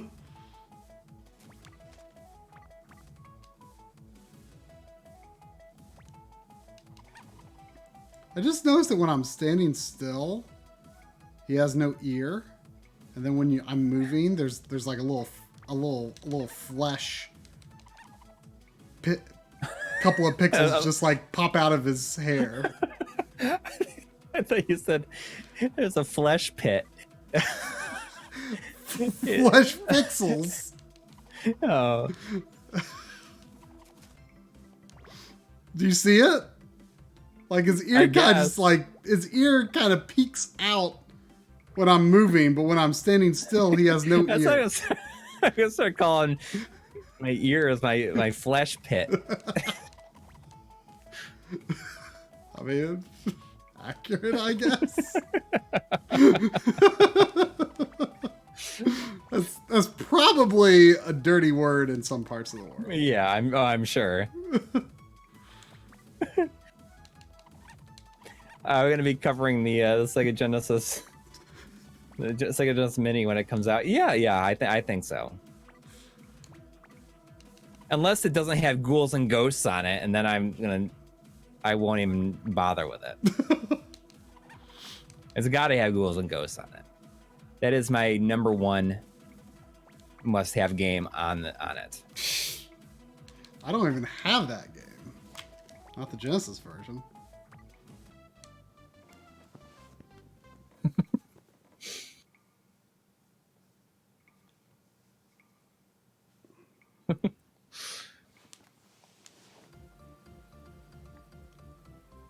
Yeah, the Genesis version of that was done in-house by Sega. The what? The Genesis version of Ghouls and Ghosts. I mean, Yeah, it was. I said it was. Yeah. It was Yuji Naka. I mean, they did a lot of that kind of stuff back then. Yeah. Yeah, I mean, they did Ghouls and Ghosts, Strider, and Forgotten Worlds, which were all Capcom arcade games.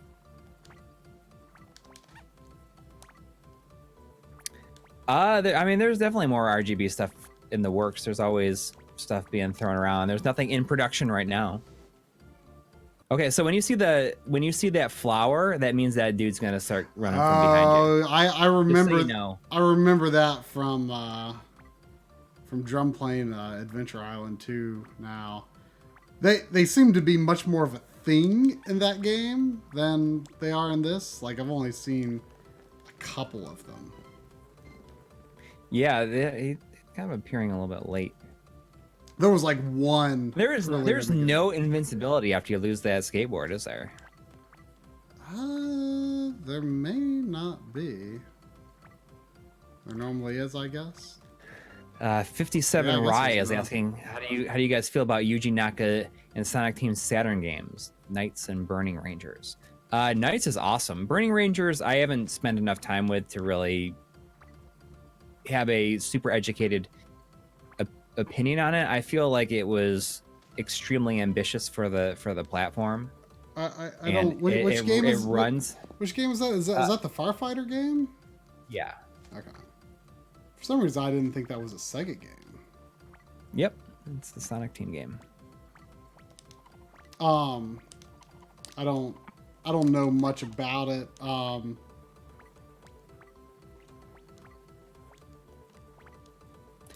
Burning Rangers is pretty expensive. I don't know if the Japanese version is cheaper though.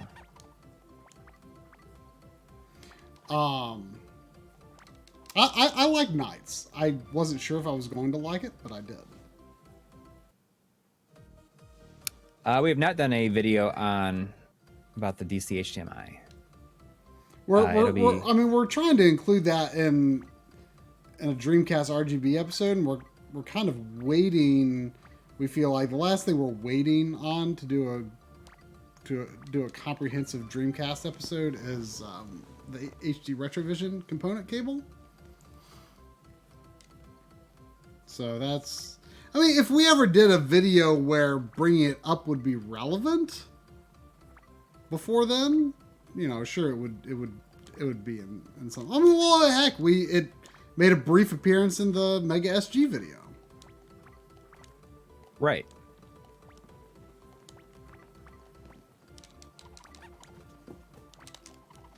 Ugh! There's double Bs. If the first B hits you, the second B kills you.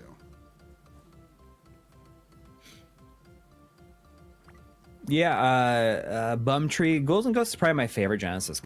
Really?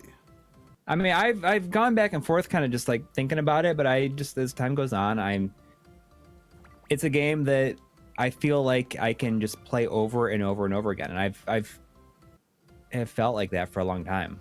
What was the Namco Z-axis movement game again? Burning Force. Burning Force. Yeah, that's what I thought. I forgot about that video from your Namco on the Genesis, or forgot about that game from your Namco on the Genesis video. But, yeah, well, I mean that episode was like 4 years ago now that I think about it. I thought it looked really good though. You like it? Yes, it's not a difficult game. No, at all. No. I mean, it looked pretty fun. Oh, that was cheap. They mixed it up on me. Oh no, I chose Classic Boy. It's gonna screw, or not Classic Boy.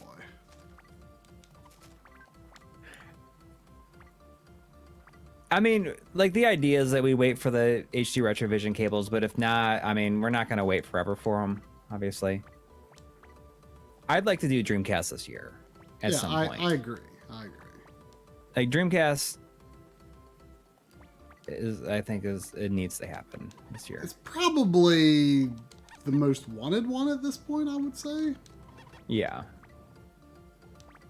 Xbox is pretty popularly requested though. Wii is requested a fair bit though.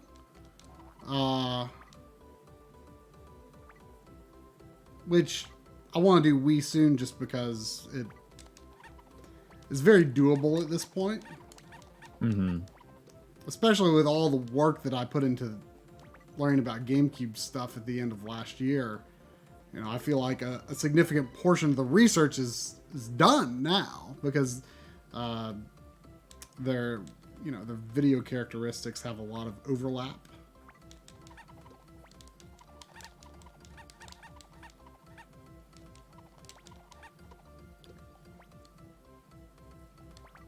Jared White, we'll talk about it once it gets closer.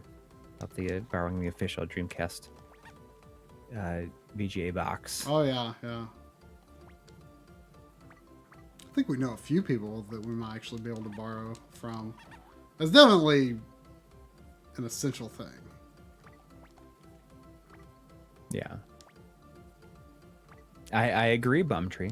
I don't get bored by Ghouls and Ghosts. Perfectly paced and designed. Always a pleasure to play, and nowhere near as unfair as the original and the SNES sequel.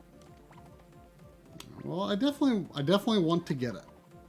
Yeah, I mean it is an awesome game.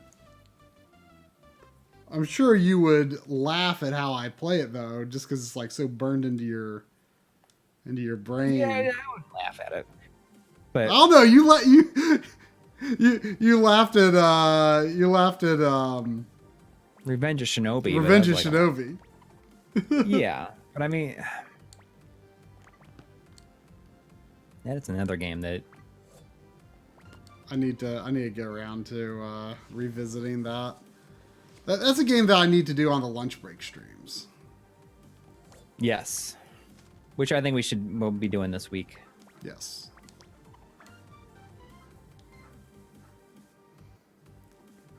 I know we need to do more videos, but I mean, I'm working on this Fantasy Star. I don't know how long this video is going to be. It's already 23 minutes long that we showed in the preview. But I'm trying to streamline some aspects of the different versions. I loved what you with the supporter preview that you released. I loved what was already in that. Like, I mean, there's definitely a very tangible love for the games in that. So yeah, I don't think that the episode is going to be all that popular in the long run, especially since Sega Ages Fantasy Star is already gone. The fact of the matter is, it's going to be a video coming out like, you know, we've had our problems with gaps. Yeah. Recently, and it's going to be a video coming out pretty close, so it's going to keep the view numbers up. Yeah. So it's you know, honestly, I believe like it doesn't really even matter if it's like super major hits. Like, we do the videos we want to do, and I think we're going to be doing pretty well if we can release them, you know, every other week. Once we get settle into that groove, we're going to be doing real good. One thing I would like is what I think I might start doing on our network access storage is just whatever systems have save files that are easily obtainable, like either from an EverDrive or something like that, just making a resource to pull from them that either of us can, because in order to like not show a lot of the same parts in this of these games, I've been trying to find different save files, and there's not a lot of save files for certain of these games. So I mean, that's an episode we want to do. Yep. Ooh, we got a $1 donation from Rad B Show. Oh, well, thank you. With no comment. Well, thank you. Yeah, I mean, I really want to do an episode on transferring game saves from like different platforms, and I just like doing a whole bunch in one. The problem is that doing it that way makes them less searchable, I think, and that might be because what I found is a lot of the information is just kind of scattered all over the place and like outdated videos and all this other stuff. So like I'm kind of unsure how I will handle it. I mean, maybe jokes. I mean, maybe individual ones could be more substantial than you think. But the only problem is there's probably a lot of overlap information between videos. Yeah, but I mean, I could do like maybe I could do a video on certain platform. Like today, I was figuring out how to transfer PS2 saves from like different things, like virtual memory cards, and also like the max saves you tend to find on GameFAQs and stuff like that. So I could do it per platform, maybe. Right. I mean, some of them might be real simple. Yeah, I mean, it's something like I just want. It's the most challenging part for me is that I found a program that I can break down virtual console saves and transfer them to other systems, but it only seems to work with Super NES and sometimes NES. I can't get them to work with my Master System EverDrive or my Mega EverDrive. So you weren't able to use my Phantasy Star Virtual Console save? Oh, I was able to use it for Virtual Console, but I tried to use it on I extracted the save and put it on the Master EverDrive, like the newest version, and it doesn't see it at all. If you could like find a way to do most Virtual Console systems, like that would be a video in and of itself. Yes, exactly, like Virtual Console, and I think that although you'd have to the cherry on top would be is if I found a way to take those Virtual Console saves and get them onto a real cartridge. That is my ultimate end goal, I think, is to take those Virtual Consoles saves, extract them, and be able to use them on EverDrives. But I would like to, at some point, be able to put them on the cartridge. And I know that the Retron 5 can sort of do something like that, but it's pretty unreliable. I'm not sure if like something like the Retrode would be able to write a save file back to a cartridge. We need to get Retrodes. Yeah, well, I mean, that'd be super handy. But if they can't write the saves back to the cartridge, then it's like, well, we can just use like the Mega, their Super NT and the Mega SG eventually if a jailbreak comes out for it, because those dump the save files. I still need to do that with my Super work on the if those save files will work on in EverDrive, then that's fine. Like that's what we need to do. But it's just going back to the cartridge, just kind of the big thing. Yeah, because I want to like back up saves, but also put new batteries in the cartridge, without losing them. Yeah, exactly. Like one thing that's like kind of holding me off from playing a lot of Super Nintendo and Genesis RPGs right now is I need to finally get around to learning just enough soldering to replace a battery. Right. And I Honestly, there is with the stuff that we do, there's no reason for us not to have more experience soldering. know There's just it's just like in a way it's kind of like it's a little embarrassing. It is that we don't. It is, but at the same time, like it's just like, where's the time? And I want to, I want to learn from the right source. I mean, has Voltar ever done like a soldering 101 video? Because he should. Like I know he talks in his videos about like, do this, and he shows good technique and all, but like if you're starting from nothing. Well, you can buy, I know when Radio Shack was still around, you could buy these boards to learn on. Mm-hmm. I don't know if anybody, do you know if anybody still sells that kind of stuff? I mean, because I know that Radio Shack used to, but now Radio Shack's gone. So I just thought, Jared White was saying that the Retro Freak lets you copy the saves back to the cartridge if you desire. How reliable is it? Is it very much in the same way as... I mean, Retron 5 like runs the risk of losing your save. But if there's no save on there in the first place, right? What do you care about? Yeah, but if you're trying to back it up, I do think it. Well, if I recall, it can be a little touch and go. Yeah, I'm not concerned about right, but it would be nice if you could do that. Yeah, I mean, a lot of people would probably want to, because that would be what they have.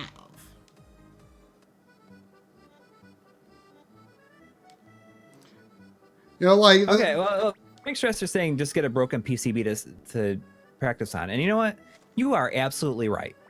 You are absolutely right, and that is what I'm going to do. Is I'm just going to learn. I'm just going to learn. I'm committing to it right here. Maybe I could even just maybe I could do a couple of I could do it during the work and play streams. Yeah. Why not? Okay. No, I'm serious. Like it's like.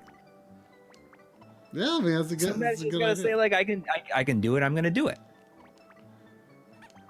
I need to identify some cartridges I can test on. I got those. I got that huge bin of junk Famicom cartridges. I don't know if any of them have batteries or not. It's just some do. Some probably do, yeah. Because I want to put a new battery in at least my childhood Phantasy Star cartridge.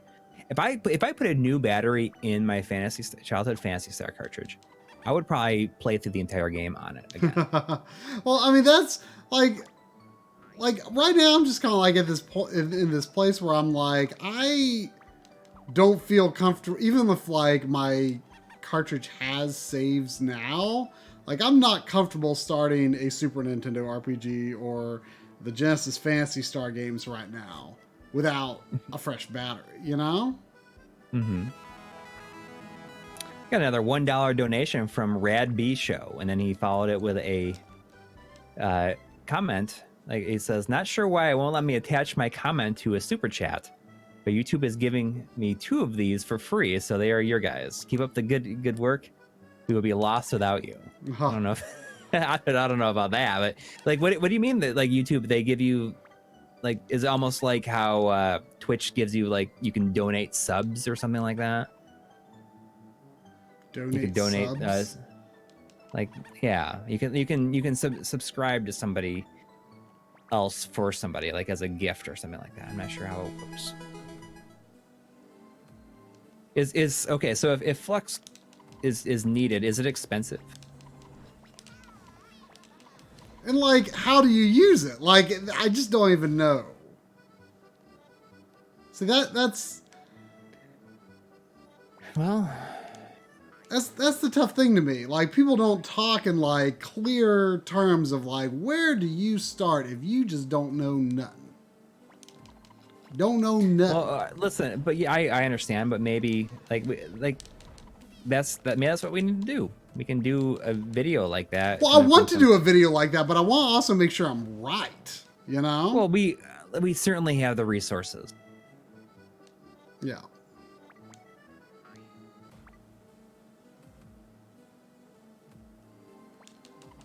Oh, we got Eric T is in the chat. I've not been into, or I haven't seen him in a little while at a local store. It's been a little while since I've been in.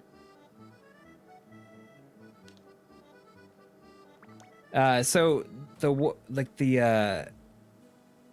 premium is giving $2 free to donate a month. I didn't see. I have YouTube Premium myself, but I didn't see anything. Maybe it's something that's new. This is definitely the hardest boss level. Like most of the boss levels, it hasn't been that hard to get back to the boss, but this one's pretty tough.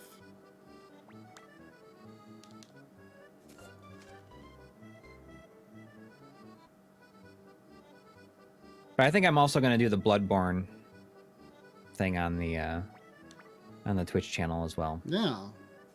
That's something I've been talking about for a little while. And at least you know you won't be getting into a too talky game. Yeah. Just you might want to work on the character select screen ahead of time. Okay. Well, maybe I'll do that tonight.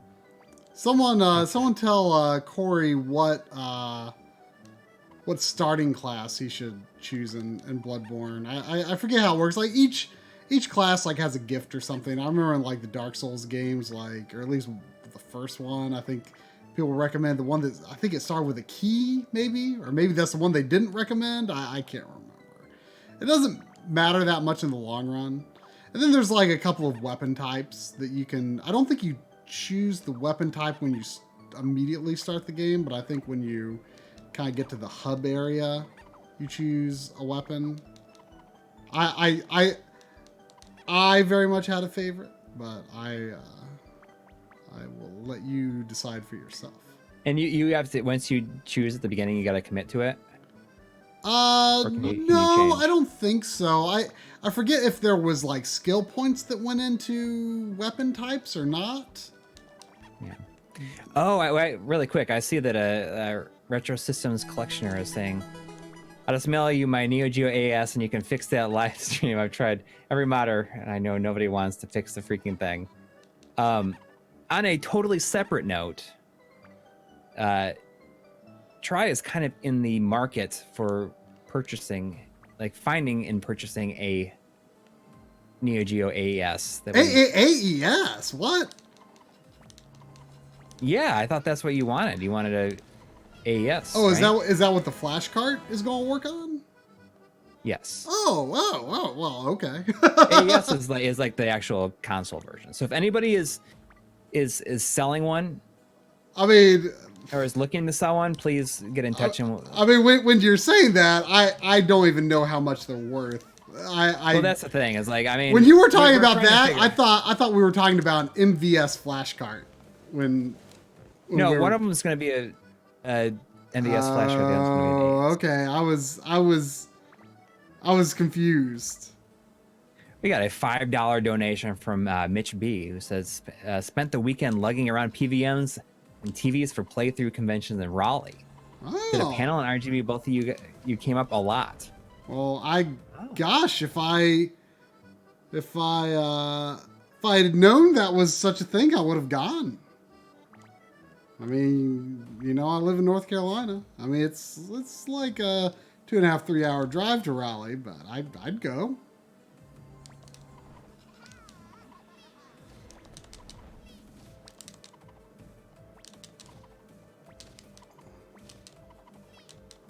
Well, I have a soldering iron that I can use. But it might not be up to people's standards. It might not, but I mean, I think that it's okay to mess around with and get some basics for changing batteries. I don't think I can go. I'm gonna go grab it. I'll see what. I don't think you need a.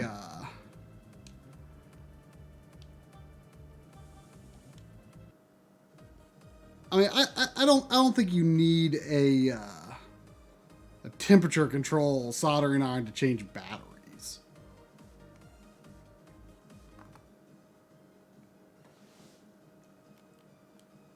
I mean, a lot of people will be really picky about having a good soldering iron, but I think the reality is if you're not doing anything complicated, like you don't have aspirations to install complicated things, like I think it's okay to have something a little lesser. In my reckoning, my unprofessional reckoning. I mean, if you're just changing batteries, surely a decent one. It doesn't even have like a maker named on it. Well, I mean, it's just like people are probably going to be highly offended by whatever you're holding. Well, it was a gift. I got it as a Christmas present, like about 4 years ago, probably. I've only used it a handful of times. I mean, this is just what It looks pretty similar to the one that I bought for fixing the Game Boy vertical line issue. Yeah. That's the only thing I've ever done with it. Yeah, it just doesn't have a name on it at all.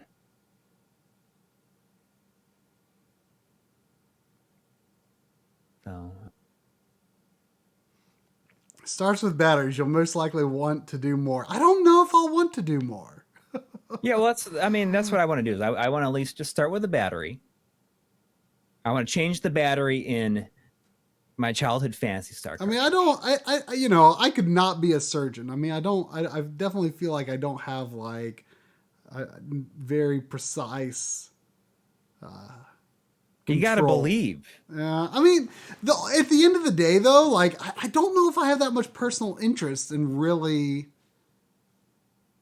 doing like installing stuff. It would be convenient, but I don't think I would. I don't think I'll plug into the wall. It would be convenient, but I don't think I would really enjoy it. Like it just doesn't. You never know. It doesn't feel like something I would enjoy that much. But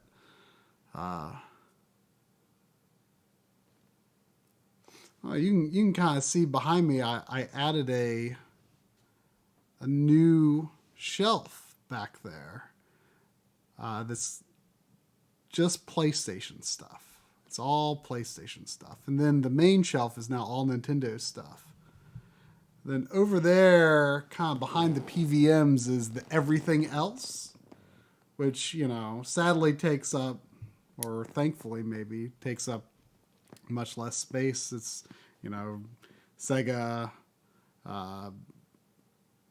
PC Engine, TurboGrafx, and Xbox stuff. But Nintendo and Sony, they need a lot of space, as you can see. But I think that I could do cartridge batteries probably with this thing. Maybe it sucks. I mean, I don't know, but I think that I could probably do some cartridge batteries with this as a way to start. Yeah, I feel like there's just a lot about the whole process that, as much as I've watched people do it, like I just watch them do it. I've never really absorbed much about it. I am interested in what can be accomplished through soldering, but I am not interested in the process itself. Like, it's just not something that I think I would find enjoyable. I just don't think I would. Or not something I think I would be very good at. The only reason I would want to learn it is convenience. I don't know. Whatever kind of tip that is. I don't know. I'm not sure where you're pointing that thing. I know. But I mean, I don't know. Like, if anybody wants to like send us a message someplace and just say like, here's the stuff you definitely need to get, as long as it's not like $100 of stuff. Like that's like not where I want to start with it. I mean, if I'm it's gonna be like $50 for some decent stuff. No, Oh, people are saying point is no good. No good. You got garbage there, Carlson. Garbage. Well, it is. Well, you know what? But I mean, here's my point. And again, this is coming from someone who's completely uninformed. Like, I feel like,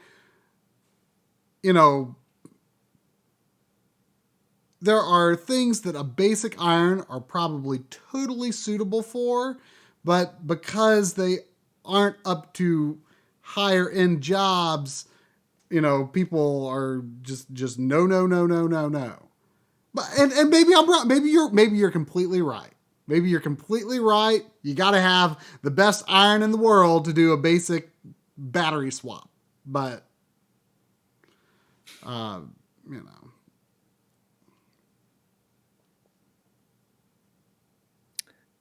Dustin Kramer is asking why I'm dressed like Alec Baldwin in Beetlejuice. It was not intentional, but now that you say it. But I mean,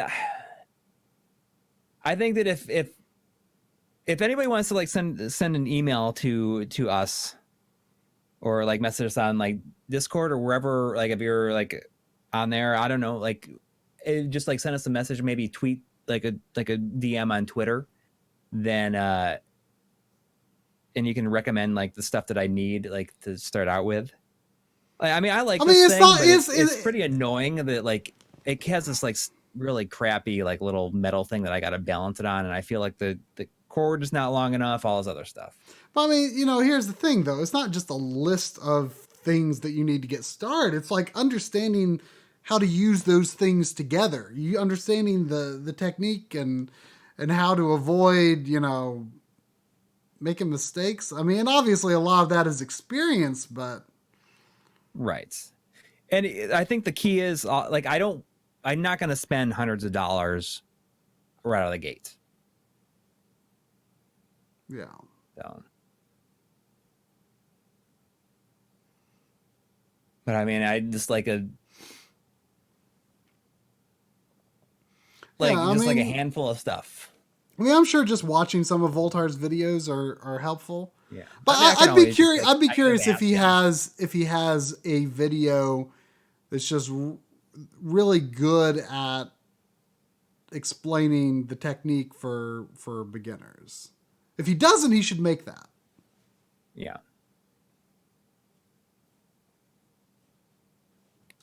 Voltar recommends an awesome soldering iron for $50. Okay. Well, I mean that fit my price range for right now. Yeah, I mean, I'd be willing to buy something that. I can just ask him what he thinks like everything I should get. But I've wanted to for a long time make a video that's just like soldering. I'm learning to solder. Watch me learn. And I just want to make a video that's like just soldering 101. Here's what you need to know to get started. And the end result is being able to change your cartridge batteries. That's as far as we're going, as far as we're comfortable going. But I think that would be an interesting video and probably helpful to a lot of our audience. And it might, trigger them to go off and, learn more than I have any desire to learn. But I will never be as good as Voltar, and I don't want to be as good as Voltar. I want to change my batteries because I want to play those games. Yes. I mean, I just want to change the battery. I got to change the battery in my Phantasy Star Childhood cartridge and my Secret of Mana Childhood cartridge. Those are ones that I know that are dead. And the other ones that I have, I've been able to back up the saves using like the Super NT and stuff like that. So practice with DMG 01 backlight mods. Ugh, no, like every time like I see like that peeling that people do on that whatever that film is on the LCD. I can't deal with it. It's like I get really grossed out when people in movies like get an injection of something. Like I get that same feeling watching them peel the film off of the LCD. It's like, no, it's not natural. You're not supposed to do that.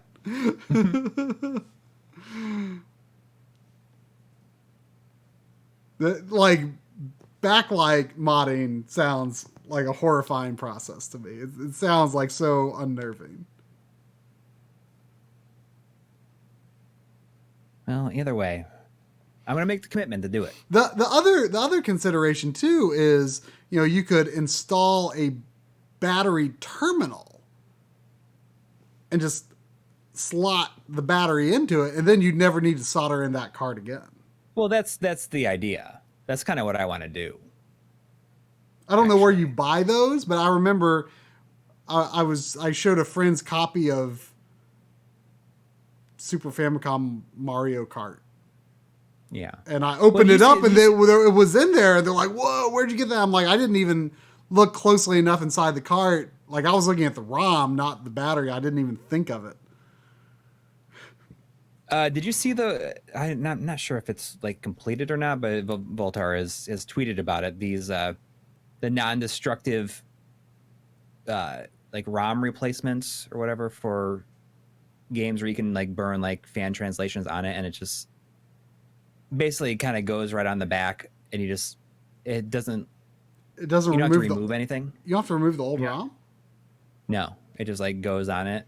It's interesting. On the other side or something like that. But I'm like, oh man, I would love that for